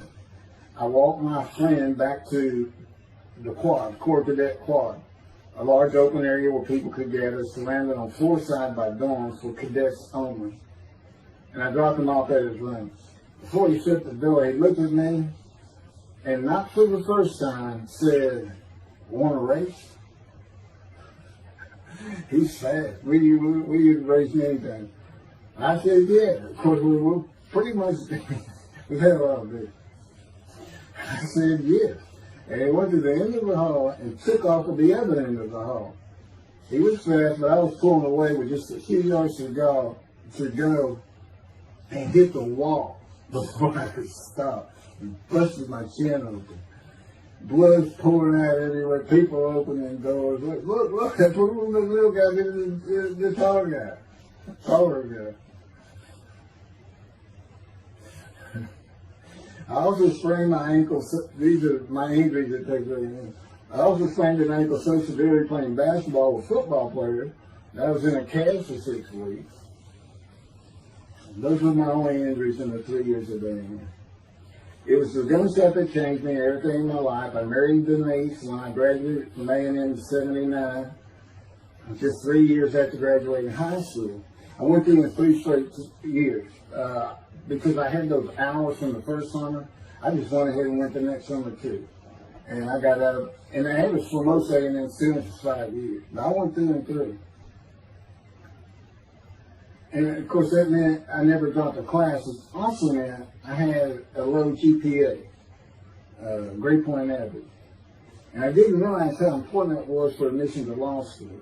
I was denied admissions from every school across the nation I thought I could get into. I do not know how my dad knew about South Texas College of Law in downtown Houston, but he made some inquiries and found out the dean was a graduate of Texas A&M. And we're known for helping each other. We set up an appointment with the dean. I told him of my rather intense home life and wayward ways, and that the A&M had given me a chance to prove myself as a capable student. You know, he hemmed and hawed, looked around the theater, and gave me the same opportunity A&M had. 4 summer classes, D average, and no fails. I did it. I was terrible with chemistry and math, but it turns out I had good reading and comprehension. It's probably from reading all those science fiction books in school. I graduated in '82, and I did great on the bar examination. T. Ellis McCarty, attorney at law. Who would have believed it? Which reminds me of verse 1 of Isaiah 53. Who can believe what we have heard? That's what any of my friends would say about me getting out of law school. Much less was happening today. You go find somebody living in high school, they say, who? Oh, that can't be true. Get out of here. I know him. Get about it. 75. 27-year headache. I'm going to pick up with that on another video. And then that'll be it. Some general comments. 5 and 6. I'm not sure what 6 is. Yeah, 27-year headache. I'll go ahead and mention God in one of these actions. And I won't say anything about the dog who took a hard left between my legs. It's about just with my knee, my leg. I won't mention that. Or hitting the big Swede on the track. And then for me, my arm just took off. I wouldn't have hit him with my right arm. The things he is showing. And getting gut shot. Yeah, I think I would have figured out, you probably shouldn't be hanging out at this store anymore if you're going to be talking to the next show in front of you.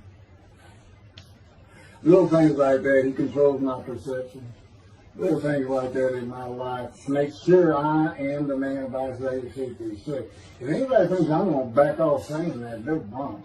I've been through too much. My whole life is dedicated to this time, the day of the Lord. As a matter of fact, what about my day? I said, what about my day? Well, he said, well, first of all, God's speaking with you and living with you. Most people say that's pretty good. I said, yeah. But anyway, here's something he's promised me that he lets me check out all the time. And I'm going to put on the screen.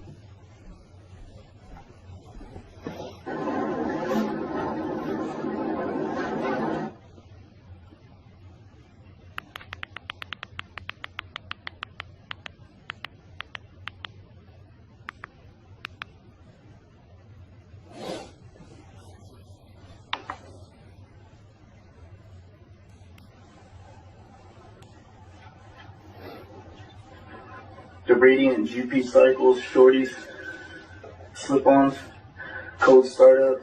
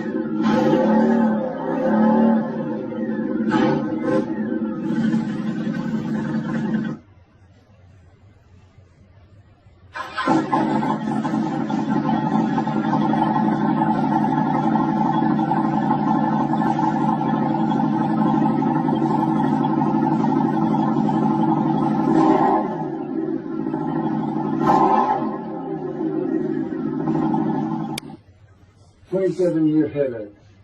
Chapter 5 of the life of God's righteous servant of Isaiah 53. The same year I graduated from law school in 1982, my son Justin was born. In 1985, my daughter Brooke was born. And in 1988, my youngest child and daughter, Laura, was born. I was making good money, though I expected a lot more. And my first job with a law firm that specialized in collections. I also tried my first civil case, which, while working there, which was a nerve-wracking event, first trial. The first day I entered the courtroom, the judge asked me if I was a law clerk. I had a very youthful appearance, though I was 28 years old, not 20, common age for a law clerk. My youthful appearance in junior high school and high school with my long, wavy, blonde hair I usually kept in a ponytail had way too many people tell me I looked like a girl. It is interesting, though, at least to me, not one person in my entire life has ever said anything about my disfigured arm.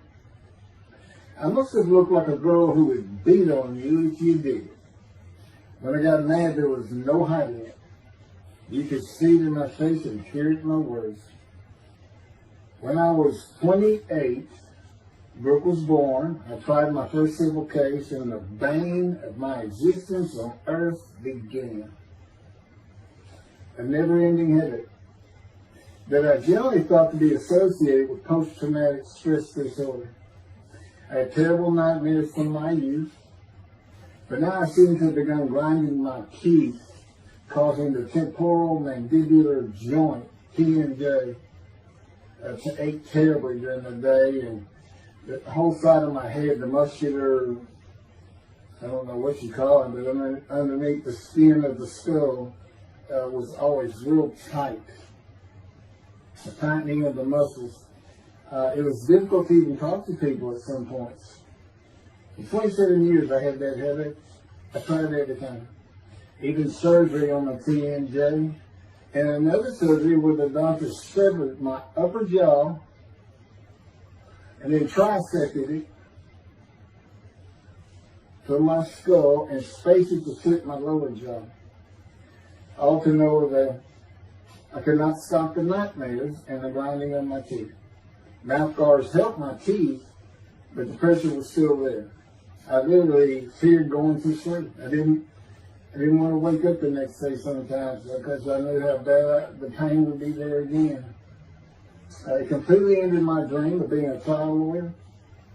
So I got an associate position in an oil and gas firm and began learning how to prepare title opinions for oil and gas companies on tracts of land they plan to drill on. Basically, a title opinion is you start insolvency, which is when the state granted the land to someone, usually great, large tracts of land, and from there you get parceled out and cut up, and I'd be chasing one small tract within a very large one almost 200 years ago in the early 1800s, and I would have to create genealogical charts of heirship, for people who died without a will. And they had to know who the family members were. And I got very good at it. And I really enjoyed it. I did a small towns throughout Texas and into their courthouses where they would keep all the records of every transaction, of every piece of land in the county. But anyway, there's an awful lot to it. I do go into it in some detail in the book, but I'm not going to for this video.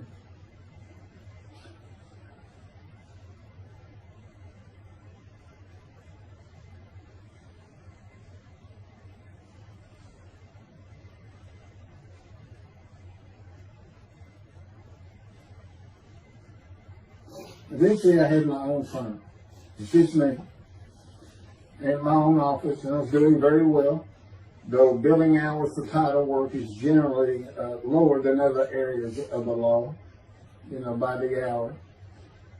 But I had also been involved in multi-million-dollar sales of production between oil and gas companies, probated wills, prepared affidavits of heirship, worked with landmen to fix title defects, appellate work, including arguments before justices, plea bargaining in criminal cases for defendants, and anything else that came my way. Then it all stopped, and once again I was fighting for my life in 2001. This is chapter 6, skin, colon, and lung cancer. Oh, just God would have me tell you, he gave me those headaches. When he came to me, I stopped having nightmares. He provides my dreams for me now, and often as a learning experience. But the grinding of the teeth, everything stopped, and I thought it was just because I wasn't having nightmares. It took away any symptoms of PTSD, for which I was receiving money from an insurance company for disability, partial disability.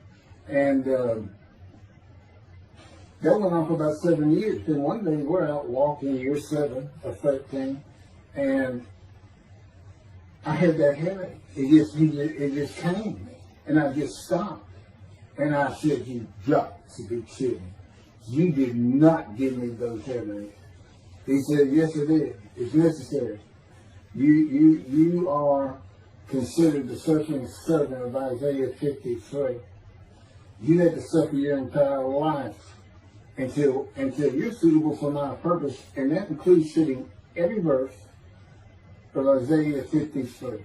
At that time, I finally read it, 7 years into all this.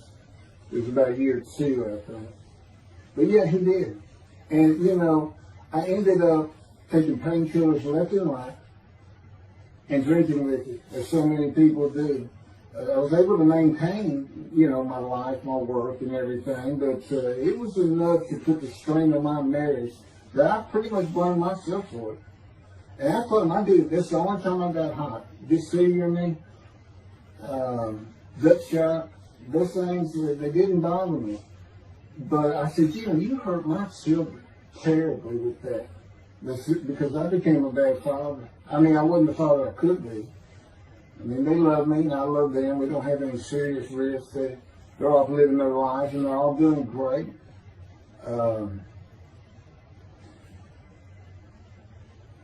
But if they consider themselves anything, they're Christians.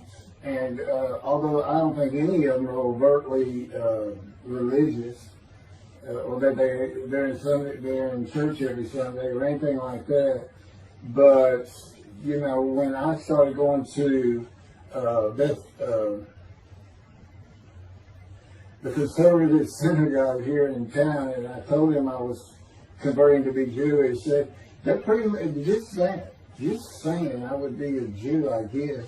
I'm not sure that I didn't believe in Jesus. There's probably more of it, God says. But really hasn't costed them much at all in 7 or 8 years. But anyway, so God gave me the headache, just to make sure.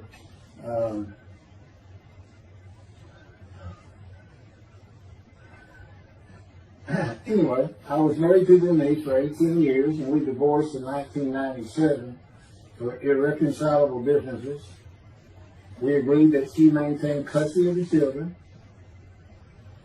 The first to leave was Justin, and he came and lived with me.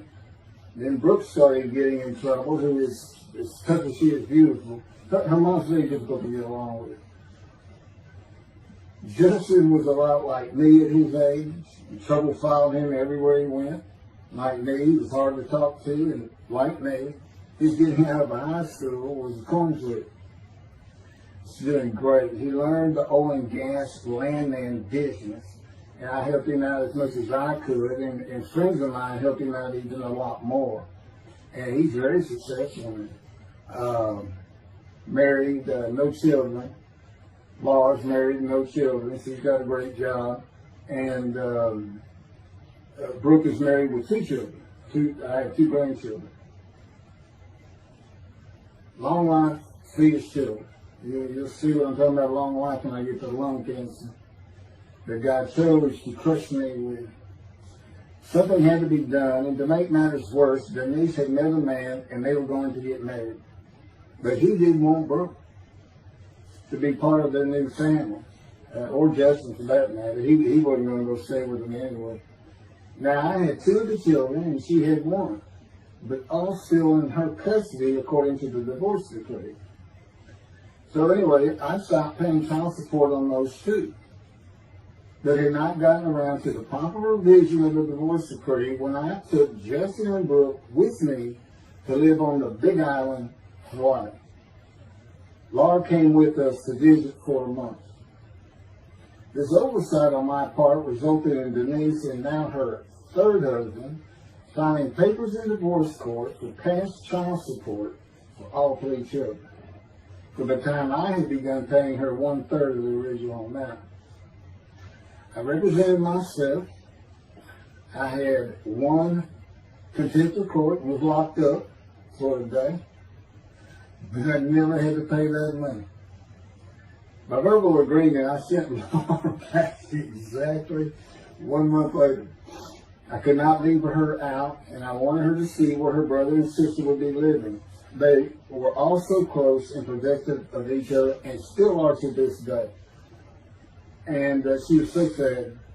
One of the hardest and emotionally painful things I have ever done was put her on the plane back to Houston. I can't think of anything else. The backdrop to moving to Hawaii was my firm was in dire need of new work. But the oil and gas industry was down. It's always up and down. And my clients were not drilling. A landman I knew called and said his sister in Hawaii, a brilliant idolater, but not a good businesswoman, needed help resolving creditor issues stemming from her new offices and equipment purchases. I told him it was a good time for me, as things were slow, and who's going to turn down a pretty expensive trip to the Big Island, Hawaii. So I went and took care of everything without charge, but of course everything was paid for. When I came back to live in Hawaii at the urging of the doctor that I had helped, who did not like the look of an abrasion on my chest, and it had been there for years, I was examined by a friend of hers, and it was cancer. I don't remember what the doctor called it. He removed it in surgery with a 6-inch diameter circular cut, and it was not malignant. I could practice in just about any area of the law. And all I had to do was pass the Hawaii bar exam, one of the toughest in the nation. While studying to the bar, my body, all at once, in a moment, told me something bad was wrong with me. I had been running, swimming, and riding my bike everywhere I went, letting Justin have the car, and had been feeling good and strong. In a moment's time, I was weak and sick while grocery shopping, and there was a pain in my belly and my abdomen. I did not know it, but a large tumor in my colon had burst through my colon, and I was bleeding internally. I did not go to a doctor, which I guess is my nature. That, and I did not have medical insurance. Anyone asking for help, asking anyone for help unless they were at a critical stage, such as a bullet wound, was something I couldn't do. I mean, there's all kinds of personality disorders. I thought surely it would pass, and decided to just give it time and bear up to the abdominal and belly pain. I continued studying and took the Hawaii bar on Oahu and Honolulu in the summer of 2001. I had lived in pain for so many years from my headache, and passing the bar was so important, I just kept going day by day. Pain was getting worse, and but I kept exercising. It's the only time I didn't focus on the pain. I had always been a fast healer, and I thought that any day it would just go away. I finally could no longer take it. Brooke, it turns out, was in Houston visiting with her mom, and I left Justin at our little, we called it the little green shack. It wasn't much to it. We weren't there very often, really, except to sleep. And went to Houston to find a doctor for diagnosis, staying at my parents' townhome. This is where I'm at now. I had allowed my major medical insurance to lapse using premiums for child support when things had gotten lean. I just needed someone to tell me what was wrong. I was finding a way to take care of whatever the diagnosis was. Early September, I was close to dying, lying on the floor of a dingy apartment of a friend who traveled for work. I could no longer get up to even try and get medical help. And I had not told anyone how bad it had become. Then the planes hit New York. Seeing how grief-stricken so many relatives were on the news, I began to think for the first time how awful my children would feel when they found out how and where I died all alone. So I asked my father, again, it tough for me to ask people for things, for the money to pay for a colon examination that had been suggested by a doctor at one of those clinics you find in a strip mall, the only places I could afford. The doctor who performed the colonoscopy finally found what was making me so ill and unable to eat. A malignant tumor 6 to 8 inches long that had burst through my colon, and I was bleeding internally. You know, I come out of anesthesia, partial anesthesia, and he's holding this picture, and it's this great big purple blob issue. I couldn't get the scope past this. It's not a good way to wake up. To say it crushed me in my life is an understatement. The pain, the weight loss, inability to eat. All I could do was drink calorie drinks. Began about 4 months before the colon examination. That was 4 months of sheer pain. But as it turns out, I did pass the Hawaii bar exam. It was now early October 2001. The doctor told me, look, you don't have insurance. Go to Bentoff Hospital. That's the hospital I went to when I got gut shot. Gunshot. I prefer gut shot. It sounds good. Forget it, man. And he gave me the picture from the procedure showing what he could not get the scope past. He's shaking his head and saying, you should have come in much earlier. So I went to Bentoff thinking I was here in 75 on October 5, dying. But I did survive, and here I am again on the first week of October 2001. Showed the pictures to the admitting nurse. Instead of them sending me to the waiting room, she just looked at me and she said, Mike, this is a public hospital. I mean, you can wait all day long to have a cold check. She looked at me and said, why did you wait so long? And how are you still alive? And I told her, I have no idea. She did not send me to the waiting room. They had an orderly take me immediately to a room. There they hooked me up to a morphine machine where I could hit a button at a time interval I can no longer remember and receive a small dose. I do know I never missed one. I was very depressed. My parents who waited in that line for admittance with me looked so sad and depressed. It was not one of my better days, though I finally had some pain relief. Day after day, I lay there waiting for the next test they would run. It was during this time I received notification that Denise had filed papers in the divorce court to recover monies for the time I was taking care of 2 of the children. It's also when I received notification from Hawaii that I had passed the bar exam. So, you know, Bentoff Hospital, what a lifesaver. I mean, young surgeons in like Baylor University, medical schools, you know, it's a prime position to get your hands on if you're going to be a surgeon. Because you're in surgery all day long and all night long, as long as you can stand up. They're bringing people in. It's just a real hot spot in Houston and a great hospital. But it's not a place you want to stay. You really don't. My doctor would come in and be out so fast, I never knew what was going on. He did tell you my previous surgery to my abdomen, where they opened me up from stem to sternum, complicated removal of the tumor. On October 25, my son's birthday, who was now stuck in Hawaii, They cut me open again and removed the tumor. It was about a week or so later, I was released with a schedule for chemotherapy.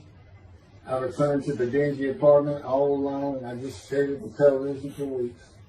I did, and chemo was so depressing for those who had to go into it. A small room with big chairs for about 20 people who all looked like death, including me. Everyone with an assortment of bags of chemo dripping into our arms for hours. It took about 8 hours before I really got sick from it. And I had to park a long way to avoid paying for parking and drive a long way to the apartment. It was a very gloomy fall and winter. When I completed my chemo of once a week for 6 or 9 months, more tests were scheduled. I do not remember how many months the chemo lasted. I do remember I did not finish, missing the last 3 sessions. At the end, I could not get out of the door without bursting into tears and just not going. It just wore me down to nothing. On the right side, it was my goal. I had my own apartment called the Loft. It was brand new and very nice on a bayou close to downtown Houston with a running trail alongside it and lots of woods near Memorial Park where I had been running a 3-mile circuit since high school. I returned to being called for follow-up tests, including x-rays of my chest, and the colon cancer had not returned then and to this day. The chest x-rays were another matter entirely. The doctor told me he had bad news and showed me the x-rays telling me the white spots I was seeing was cancer. They were everywhere. Lungs full of cancer, he said, at a stage I could not be treated with any success. My dad was with me, and I asked the doctor, what does that mean? And when he said you need to prepare for death, the look on my father's face was so sad and hurt at the same time I'll never forget. And we've been through some tough things in this house, every house we've been in. It didn't affect me one bit. I did not feel anything. I was too beat down from the chemotherapy repair I did. God tells me I had a lot to do with that. And it's like no matter what they said, I didn't think I was going to die. But I didn't know that. I just wasn't having that conscious thought. And that's what he had a lot to do with it. Of course, he hadn't spoken to me yet. I had never seen a doctor for cancer or any other ailment since that day. I had to get Justin home was all I thought about. But I needed money. I found an old client that needed a tile pin for a drill site well. I struggled through that and got my boy back to Houston. And it was tough. I was so weak. And it had been so long since I really had done any title work. And just going to pick the work up and visiting with the client was a major to-do for me. But we got there and I got Justin home and he went to live with some childhood friends. This is now 2002 and going into 2003. I just walked all over the running trails in the 3-mile loop at Memorial Park and in the woods day after day. I didn't think about dying, but I did start. But I did not think about restarting my law practice either. I watched a lot of television and played video games. I watched the Tour de France for the first time and got inspiration from Lance Armstrong. I was still alive though, and the funny thing was my lungs never bothered me. I was never sick. It's because God had already removed it. After I got the news I was dying of lung cancer, he took them from me. That's what he tells me. And I don't have any symptoms. Well, you'll see right here, in 2005, I picked up some title work here and there and made an office out of my loft. I bought my first motorcycle, soft-tailed lowrider Harley Davidson. First time in many years I was happy. I love riding that bike. In 2006, I did some landman work for standard day wages and began dieting and running.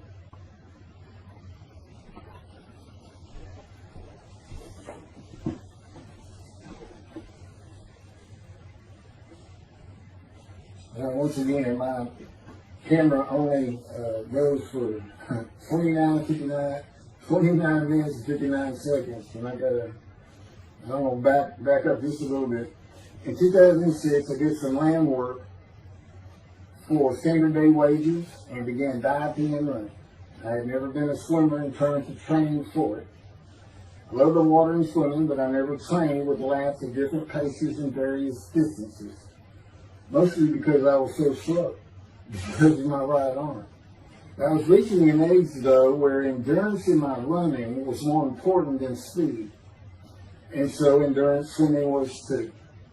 In Hawaii, I had seen the athletes come to Kailua Kona, where we live and where the Ironman triathlon begins and ends. Matter of fact, my little green shack was just right on the route where they start. That was a fun week. And it was amazing watching the athletes train and prepare for the race. I would think to myself, a human being, the human body cannot do what they are doing. Yet they were and they did. It's just amazing. I decided to learn how to swim more efficiently and how to train for distance and endurance. Get a regular and triathlon bike and innocent triathlons. I was so alive and finally a direction and purpose in my life. Training every day for long periods of time. It really helped with my headache and I slept better. In 2007, I signed up for the March 30, 2008 Lone Star Half Iron Triathlon in Galveston, Texas, and the October 5, 2008 Longhorn Ironman 70.3 in Austin, Texas. You cover 70.3 miles, and you got to do it under 8 hours. And I did real well in the first one.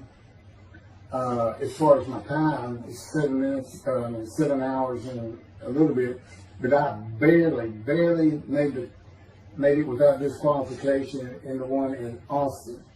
And it was primarily because of the hills.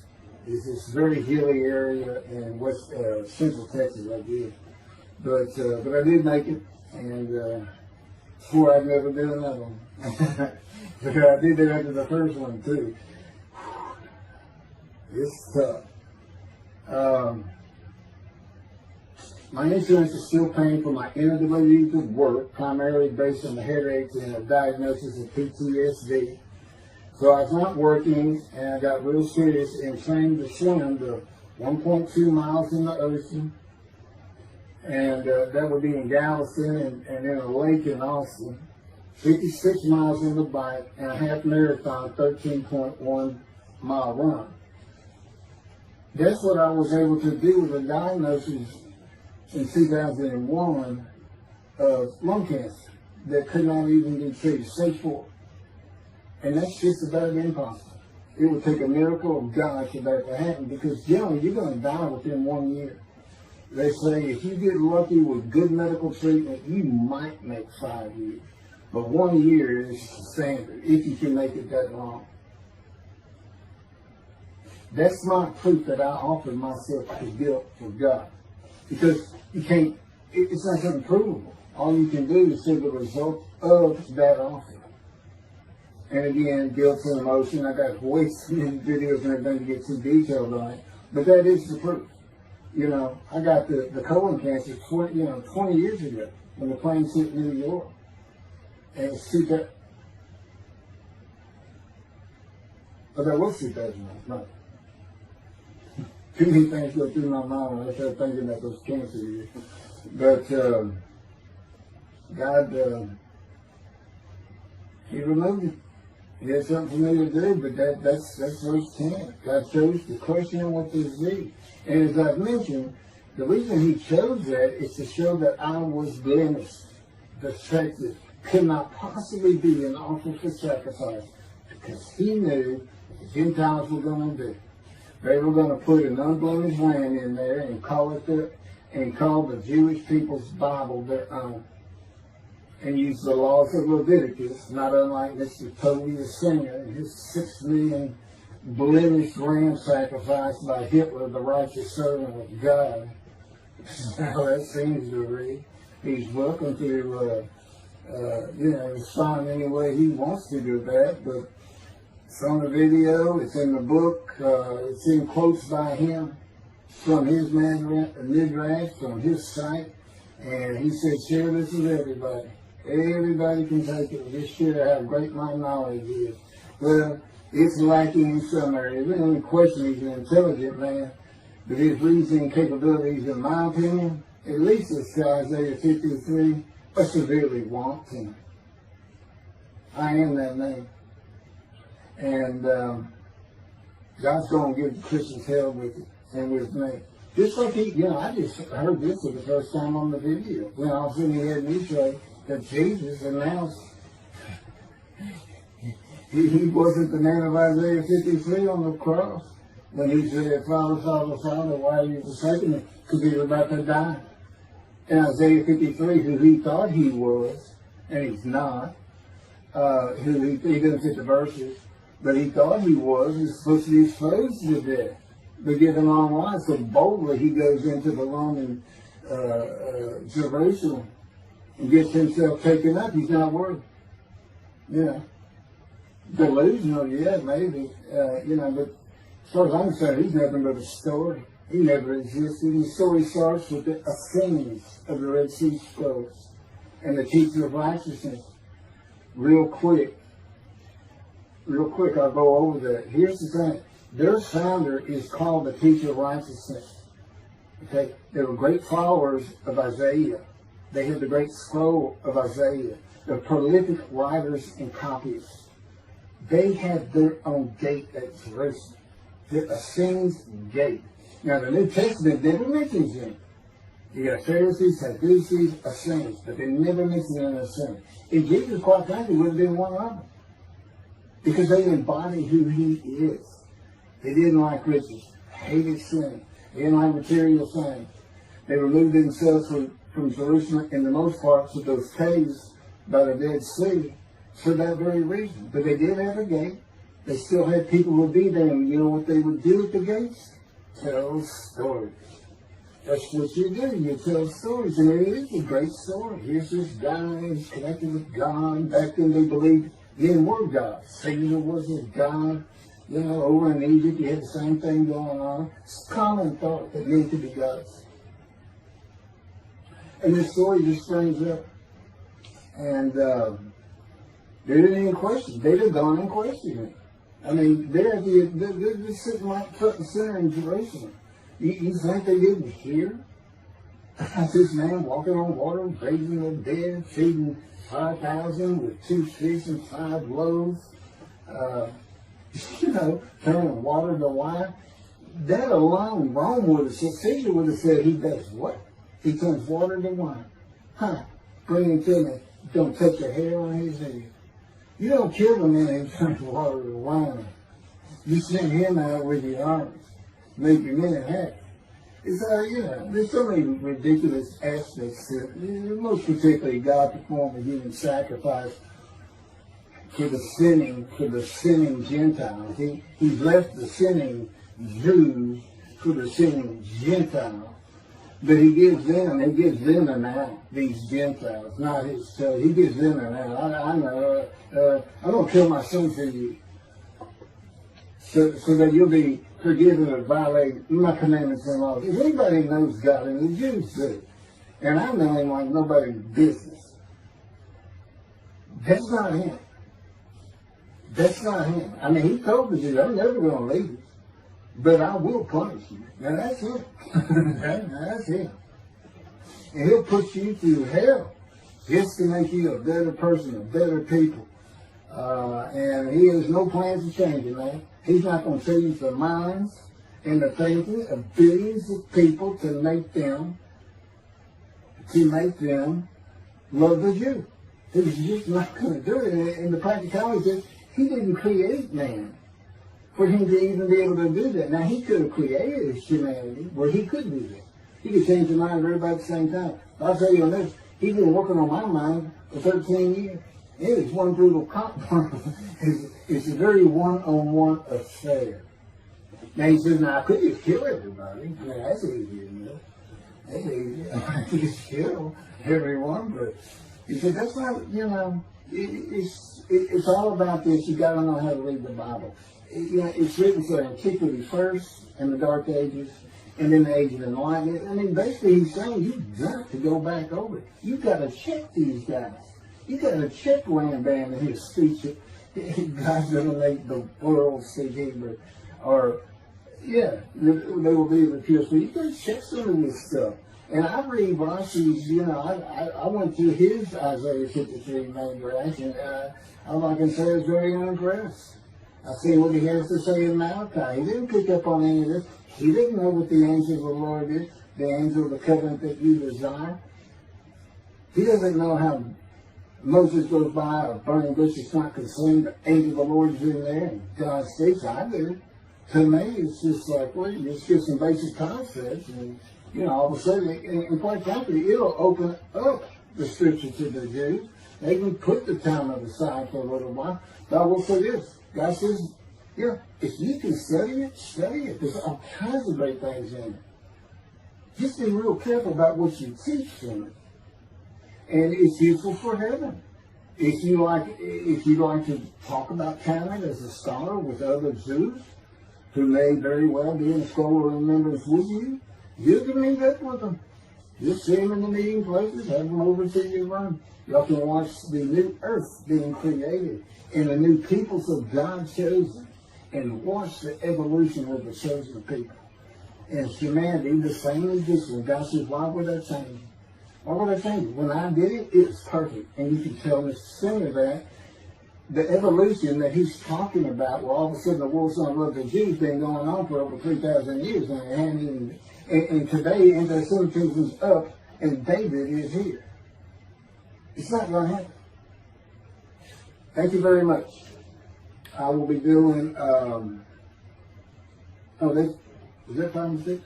Yeah, that was 5 and 6. Now the book picks up at chapter 7. It's on video when God first speaks to me.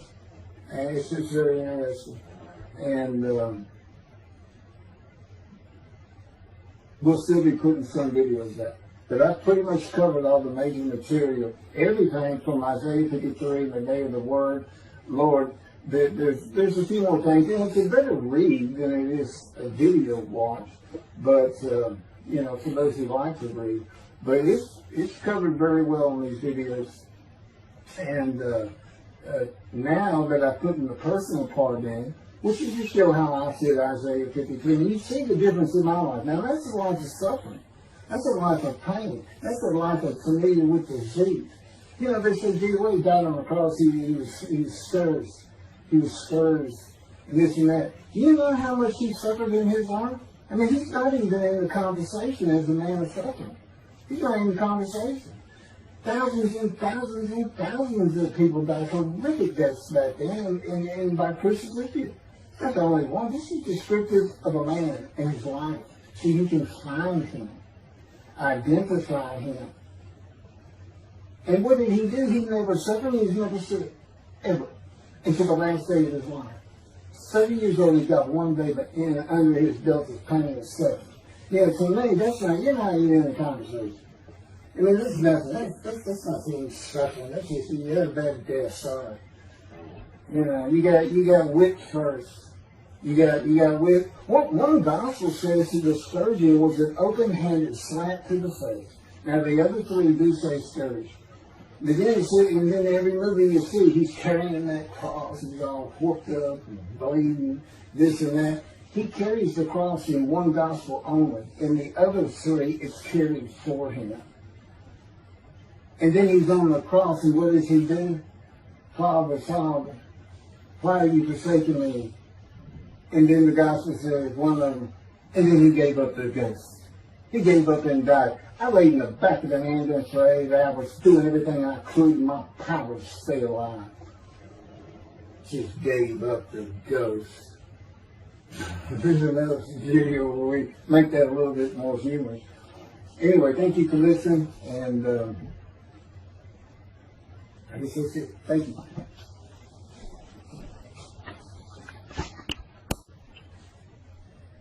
This is a video that leads into a brand new very distinct, not heard from before, commentary on Isaiah 53, which begins actually in Isaiah 52. It's comprised of 7 videos I have put together in the last month or so. And I'm just putting them all together with a lead-in video explaining these things and why it's so new, novel, and has such a different view of the scripture from that which Judaism teaches regarding a Messianic era when David comes, the descendant of David. They often refer to him as King Moshiach. Moshiach means the anointed one. And you'll get the idea from the title of this video real quick. God speaks to an atheist. And it began like this. The doctors who gave me 1 month to live from lung cancer in 2002 that developed from my colon cancer metastasizing would have been surprised that I was still alive, to say the least. I had stopped thinking about the lung cancer years before. The white spots in the x-rays that filled my lungs like the stars in the night did not inhibit my breathing or slow me down in any way. At this point in time, I'm training for my first triathlon. And I didn't start small. I did a half Ironman. It's 1.2 miles swimming in an ocean, 55-mile bike ride, and half marathon, 13 miles. They call it the 90.3. One Saturday in the fall of 2007, I was cooking lunch in my small kitchen, post-divorce, and at the stove, when God said, from just a little behind me, as though somebody was speaking to me right here, and above my right shoulder, which is this figure, wash your hands. I turned around to the sink, washed my hands, and turned back to the stove. Now understand, I've been an atheist for 50 years. I mean, I completely denied the existence of God. And then from right here, a small, quiet voice, like an account they have with Elijah at the cave, said, wash your hands. And I simply turned around, washed my hands, and went back to the stove. I didn't say a word to him. I didn't even keep thinking about it. I just did it. That was it. It was as though he had always been there. Just as to Adam. That's what I liken it to. And he dictated this to me. This is from my book, the book of my life that God dictated to me. It's called The Righteous Servant of God of Isaiah 53.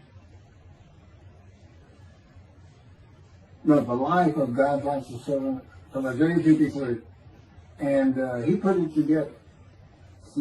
And he did it because he actually came to me, as Jeremiah would say, in the womb, but in my first year of life. And like Ezekiel, lit and entered me. So that part of chapter 11 of Isaiah happened well over 62 years ago. That's when that happened. That's when Moshiach was here. For all these rabbis and commentators who have been saying, he's here, no, he's here.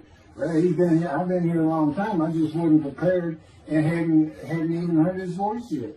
But what he did, you know, with Jeremiah, he made sure he was a priestly, godly man and guided his life. With me, it was to make sure I fit every single verse of Isaiah 53 as only I can explain it, what it's for, what it all means, and live a life of suffering familiar with disease.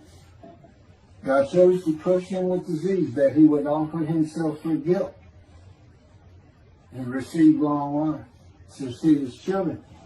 That's not proof that it happened. They told me 20 years ago, we can't treat this lung cancer. It's too advanced. You're going to die. And you're going to die real soon. You need to prepare for it. And it did crush my life. I stopped work. I just kept waiting to die. And I didn't die now. I'm training, at this point, in 2007, I'm training for a triathlon. I finally said, the heck with it all. And that's the proof. Crushed with disease, exposed to death, that's in verse 12, exposed to death, and here I am, 20 years later, still going. Haven't seen a doctor since. Never received any treatment, which is unheard of with lung cancer. And I had colon cancer before that, and I had skin cancer. I'm a man familiar with disease, that God chose to crush the disease, and these 7 videos put together as one. Obviously, I wouldn't ask or want, and I couldn't do it, to listen to them all at one time. But I know you can mark your thoughts and everything.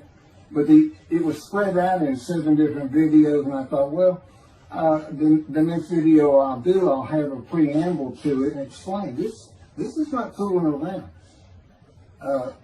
Once you learn my version, which comes from God, of when Moshiach comes, the day of the Lord, which is left out of the Messianic era.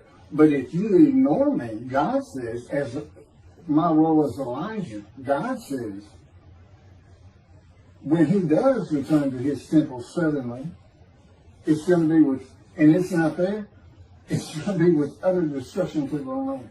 Okay, all this is explained, so I'm not going to keep going in detail and carry on with God first speaking to me, but it was as what Adam would have felt like. This is natural.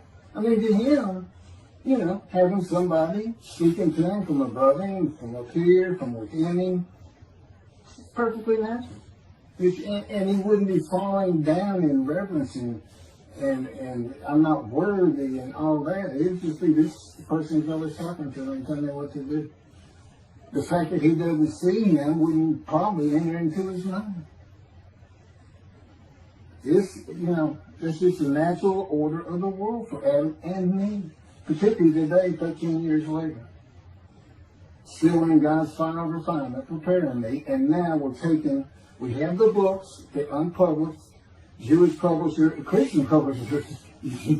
I dare not even send it to them, because how harsh I am on Jesus Christ. He said he was the man of Isaiah 53, and it's because of him I had to get crushed with cancer. That's what that's all about.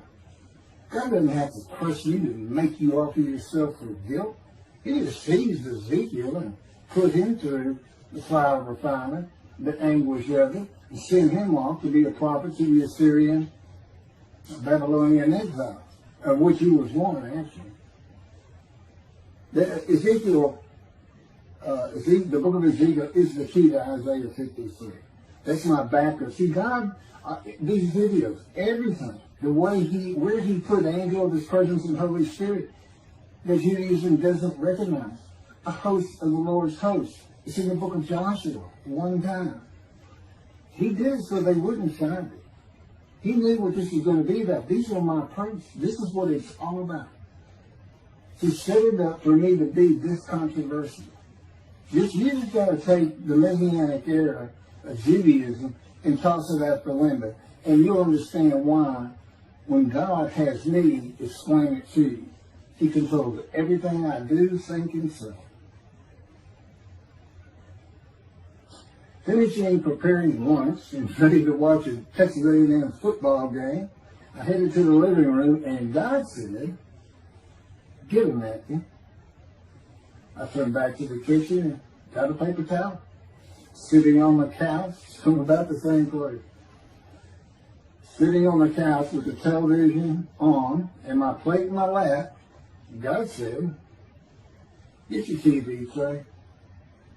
I got up, set my TV tray in front of me, and placed my plate on it, began eating and watching the game. That night, I was in bed reading a book. From the doorway, God said, "Tomorrow we're going to Bed Bath & Beyond, the store, to buy a shower curtain, sheets, pillowcases, and shopping journals for things that you need." I said, "Okay." and continue reading my book. That's God spoke to an atheist. That's how it started. We call it the early years now. Talk about it. It was so different from the way things are and all the same in the same breath. And I have since done this. It was by his power upon my emotions and thoughts that his presence with me was though he had always been there. In other words, when you read in the Hebrew Bible, God calls somebody's name like little Samuel, and he says, here I am. Here I am. Now there's some accounts of people falling to the ground, but he can put a silent knowing to you. He can put knowledge within you, your mind, where you never hear a word from it. In other words, put into your mind the God of all creation is about to speak to you. And he doesn't have to say, stay calm. He controls emotions. He's saying, keep that. I created emotions. And there's nothing I can't do with yours, and believe me. It's been proven to me. I'm not going to get into all that. This story goes on. It turns out he had been like Jeremiah from the womb when he passed by that. I've never been affiliated with any church or synagogue. I've never had any teaching from yeshiva or seminary. Throughout my life, I did not. Let's put it this way. I was the actual opposite of Jesus Christ. Actual opposite. I'm a sinner.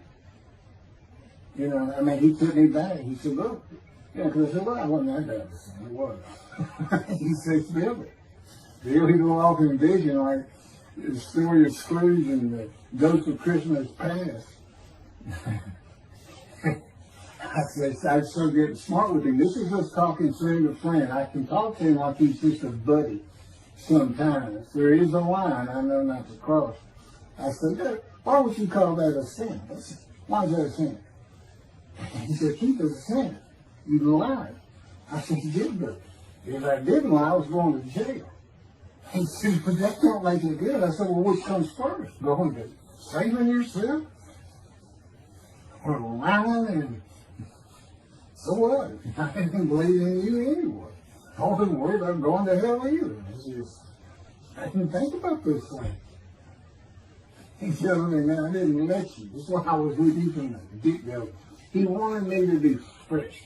No preordained, settled in thoughts and beliefs on anything. And of course, I grew up in Texas for the most part, so it would have been Christianity. I didn't associate with anybody who was religious. I didn't even know what the term Jesus meant. I didn't even know that Jesus died for my sins, supposedly, in their theology. And I didn't know that there was a problem between Judaism and Christianity. Jews and Christians, I didn't know that. I had plenty of Jewish friends. You know, I was in the late 60s, 70s, my formative, going into my teen years, and you know, he treated everybody as an equal. I never thought about it, including African Americans, who in my day we just said blacks. I guess it doesn't go anymore, but they're great friends of all kinds. My best friend, I didn't even know he was Jewish until I saw him on Facebook 4 years later. But anyway, let me jump ahead. Okay, this is how God communicates with mankind. This is what the prophets are all about. It's not just Ezekiel, a spirit lit and entered into me. At that moment, God was speaking. And then he says, at that moment, a spirit entered into me, and then I could hear God's words. So he's saying, and that means God is in his spirit. And it's just imagine the presence of God is his mind, and it is composed of elements of the unseen realm that we can't understand, and spirit he created, and the angel of the Spirit, the Holy Spirit, he created. But that's completely different elements. His presence is different from God's presence. But they're like big clouds. And they can float together and be as one cloud. Okay, that cloud is what descends upon you. They are within me and without me. If you, this audience, was in a room with me, they would envelop you all around you. You'd be in the presence of God. The difference with me in that room is that that cloud engulfs me, flows through, it's within and without me, as though there's no break because of my physical structures. My little spirit is a little cloud that also drifted in. That's what it is. And it happened with all the prophets. If they spoke God's words, he was talking to them. He was telling them, write this down. Write this down. All these 20 books or so, the books of the prophets. Ezekiel, write this down. Let's set this up. Jeremiah, write this down. See, the time is coming. Well, that's the time in Malachi. It all comes together, and you'll find it in all these videos. So, and it doesn't just include Moses and the prophets. The man who wrestled with Jacob. Jacob says he wrestled with a man in divine beings.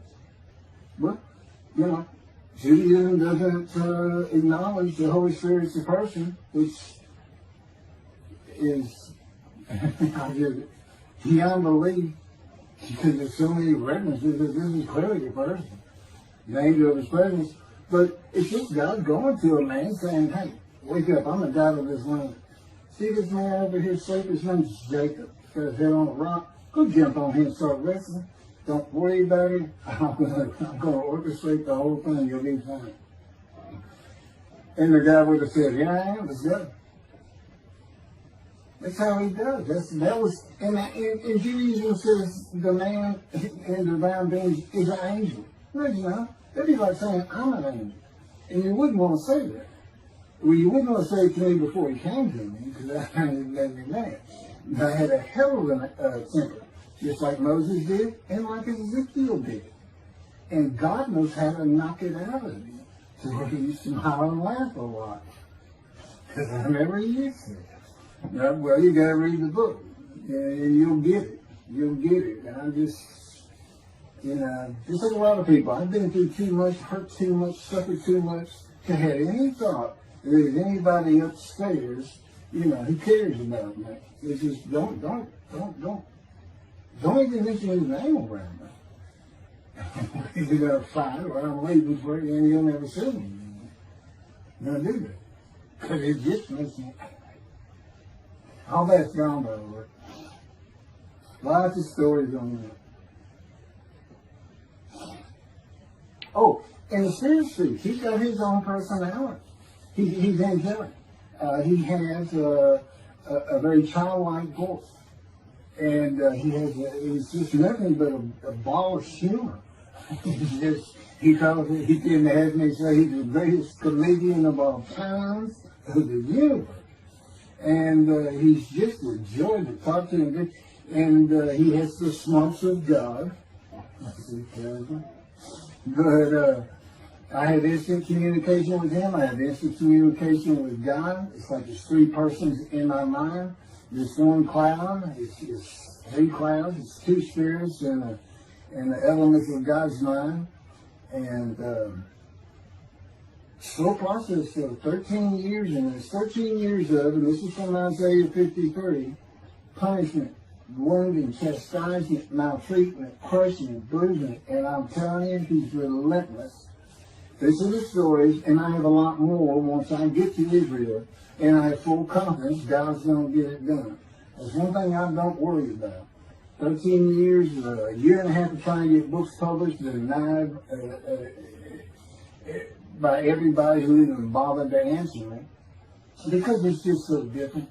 And it can only go to Jewish publishers, and it's just like, well, this isn't the stuff we believe, and it sounds like he's saying it's him, and this and that. Well, I was. God said I made sure I didn't get them published. I wanted to do the videos first. You see, I'm not on the executive committee. I don't know what's going on 99% of the time. I don't know what I'm going to have for dinner. I no longer have self-will. I can't ask him for anything. There's all kinds of reasons for that, such as, you know, if one of my kids gets sick and he doesn't heal them up, you know, cancer or something, Am I going to be disappointed? Am I going to be hurt? The answer is no. He's trained me too well to even bother asking. If he's going to do it, he's going to do it. I know he has the knowledge, and he's right here with me. So, it's a long, detailed process. I know things from his perspective. This is another reason the Messianic era is not going to happen. And it comes out in these sounds. But the Holy Spirit, the angel of his presence, we're friends. God says, I can't be friends with human beings. I said, well, we're friendly with each other. He said, yes, that's right. I said, I Googled this, and technically you are my friend. He said, well, I know, but I just don't acknowledge it. I said, why? He said, because I'm God. That's what I am. I get to do whatever I want. And he's just messing with me. It's just like having a friend. Of course, it's a true statement. He can do whatever he wants. But he's pretty stately and regal. But, again, we live together. I've lived with him for 13 years now. And it's never going to end until I die. I wouldn't even know what to do. He said, if I left you, you're going to fall down dead. You're not supposed to be alive. I keep you alive. So I took that cancer from you, but I just put it back in if you do something that you want to leave. I said, well, what am I going to do? No self-will. To an extent, no self-thought. And I'm telling him, I'm not even a human being anymore. He said, well, what are you? I said, I don't know. I'm man and divine being, but I'm not human. I don't have self-will. That's what distinguishes a human being from an animal. He said, but I'm being the human for you. I'm providing you self-will. So you do, in a way, have it. So you're still a human being. I said, well, I'm dead. He said, why are you dead? I said, because it's like my brain's not connected to my spirit anymore. It's like you're sending all the information in. And that's about heaven. I haven't lived the existence in heaven as to my thoughts, because in heaven you won't have a mind. The heaven for the Jewish people only, I might add. You won't have a mind. God got to provide it for you. He's got to be you for you as a completely new and different creature. Still you. It's a very amazing story on how that does. And I'm taught all these things and literally experiencing, not only in the real, but in visions. I've had more visions than, if you count every single vision in the Hebrew Bible and the New Testament, I've had easily double that. And I'm a walking visual. God's communication, and this actually shows up in the story of Moses, you won't let me tell right now. But he puts images in your mind. Instead of saying a sentence, you get something in your mind, a picture. Anyway, I call it visuals. And you can be wide awake for those. And I can be in vision wide awake. Okay, so we finished our shopping. You get shower curtains and everything. And God said, let's go to the bookstore and get you a Tanakh. To which I replied, well, what's a Tanakh? I didn't Hebrew Bible, okay. Well, I know the Holy Bible, the New Testament and Old Testament. And on we go. My son to learn for the first time. At Barnes & Noble, we looked at all the Hebrew Bibles and purchased the Jewish Publication Society's Tanakh, the Holy Scriptures, which is a translation that began in 1956 and was published in 85. And then he spent 30 years on the Leningrad Codex, the oldest Hebrew Bible in existence. They started from scratch. I hear these rabbis and people saying, well, I know what these translations are, this and that, and this, and God says, just go with the JP is. They hit it right just about every single time. I've only found one thing that I don't understand how they miss it. But it's in 53. This is the 1985 edition. That's the best translation you can get out there. And I don't just hear God speak to me. His presence is heavy. And I'm also, it says he pinned Ezekiel's arms behind his back with his cords of power. And by his cords of power, Ezekiel could not leave his house. That's in Isaiah 53. He took him from the land of the living. Took him from society. The man of Isaiah 53 lives, so he's taken from society, but that doesn't, from the land of the living, that doesn't mean he died. And there's no crucifixion in 53.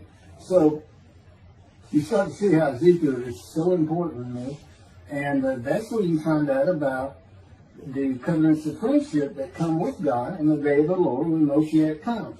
Again, you don't hear anything about it in this Messianic era.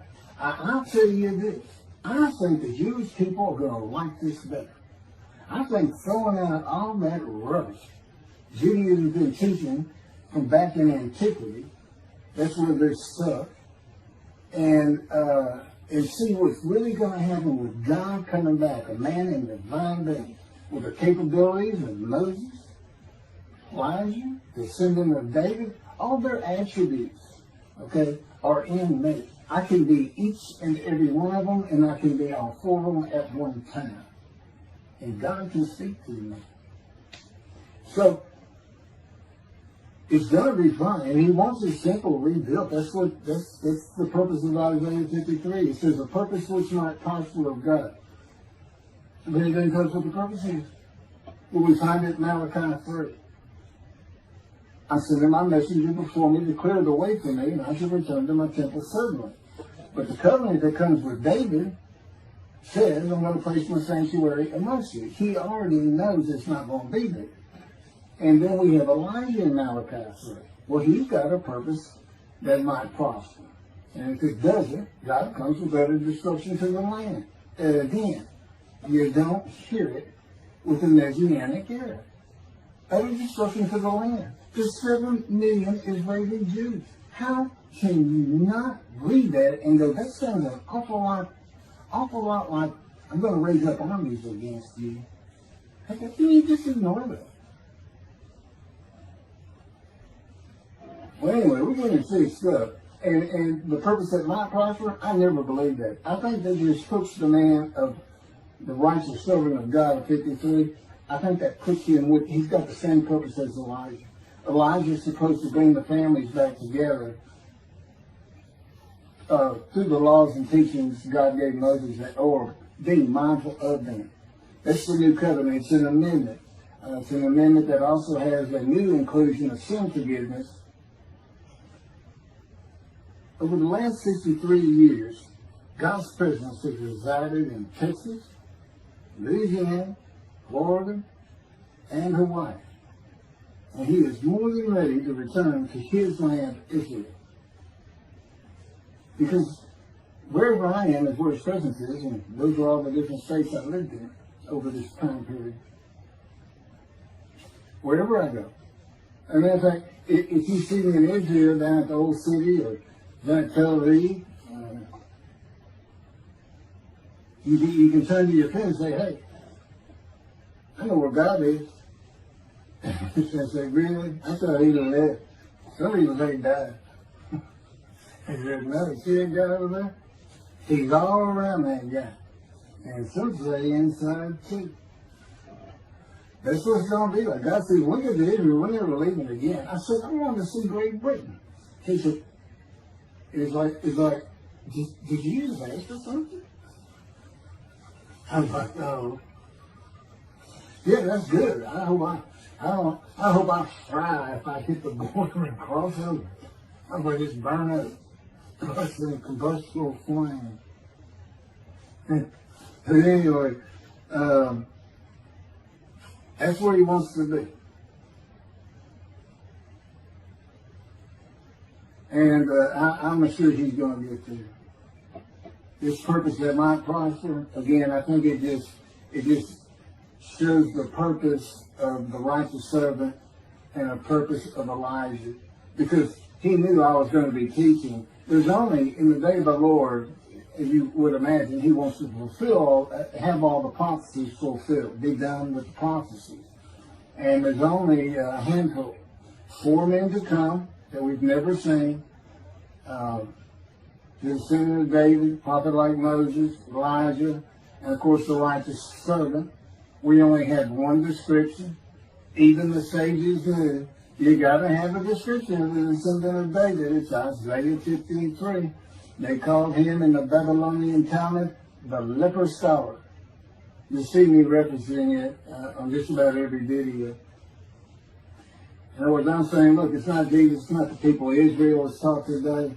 It's this guy from the Talmud that just hadn't come yet. You just didn't know, didn't have a man that fit the description. Well, you do now. And two covenants. The friendship covenant, which is actually in two parts, Ezekiel 34 and Ezekiel 37. One part of which is, I'm going to put my sanctuary amongst my people. And the other part, interesting enough, has to do with the land blooming again, which is Jeremiah 31. See, a time is coming, the land will bloom again. See, a time is coming, the cities after desolation of many years, 2,000 plus actually, will be restored and Jerusalem rebuilt. And the Jews shall never be defeated again. Okay, now we just talked about other discussion, likened to armies being raised. But here it is in this friendship covenant, in this, Jerusalem being rebuilt. If that's done, then you'll never be defeated again. So, you look at it and go, well, there's kind of a problem between those two. And what I think it means is he's going to get the temple built now that Jerusalem's been rebuilt and he's come. That this might prosper because it kind of gets it. So what is the purpose of God might prosper? Who thought he could do everything? And he said, well, in large part, my people got to listen to you. They got, especially the rabbis, they never listen to my prophets. They're all full of themselves. And they know everything. Well, he starts getting angry. And see, that's not good for me. Because all of a sudden he wants to make me better, which means suffering. You got to keep them away from those movies. I feel the spirits. They're going funny. Get the funny guy around here. We talk friend to friend too. Well, anyway, I'm going to let you. There's a lot more, but this story is in my book. Hopefully, after spending time and understanding who I am, and this is here. It's happening. I don't care what the rabbis think or say. Look, I'm a prophet of God. I'm a man in divine things. If I say something contrary to what they think and say and believe, they're wrong. Automatically. It's a given. Because God is telling me all these things. It's his book. They're wrong automatically. And he is livid that I'm having this problem with Isaiah 53 being the people Israel. Well, it's in the videos, but you ought to see the arguments they really put back before that, for Isaiah 53:10 and other verses. Rabbi Tobias Sandrab's Judaism, he went Christian. The Christians went to the laws of Leviticus, animal sacrificial laws, and said Jesus is the unblemished lamb. That's why, and they're using, Leviticus where you could offer a lamb and for unintentional sins, but nevertheless, they turned it into, he was a human sacrifice, which he says himself. He says, God no longer wants bulls and goats for sin. He prepares my body for sacrifice. He's really sacrifice, and God made the sacrifice to Gentiles so they didn't have to obey his commandments and laws. From an atheist who comes in with no religious background, I read that and I look up face to face with God wherever he is that moment. And I say, you gotta be kidding me. People believe this? He said about 2 billion right now. So I'm not going to bother trying to tell you how many there's been in 2,000 years. God made a human sacrifice for me so I can go to heaven and I can go kill somebody if I want to. I can go beat my wife and my kids. I said Jesus again. God was teaching me the New Testament, and this guy at one of these mega churches came to me and says, if you do accept Jesus Christ, you're not just forgiven of all sins that you have committed. You're forgiven of every sin you're going to do in the future. I said, really? He said, yes, really. He said, Jesus knows you're going to do it, and he already forgave you. I said, what? Okay. So, if you're a Christian, you can just sin all the time, because he knew you were going to do it. I hadn't actually heard that taught, but that's it. Okay. This year in Jerusalem.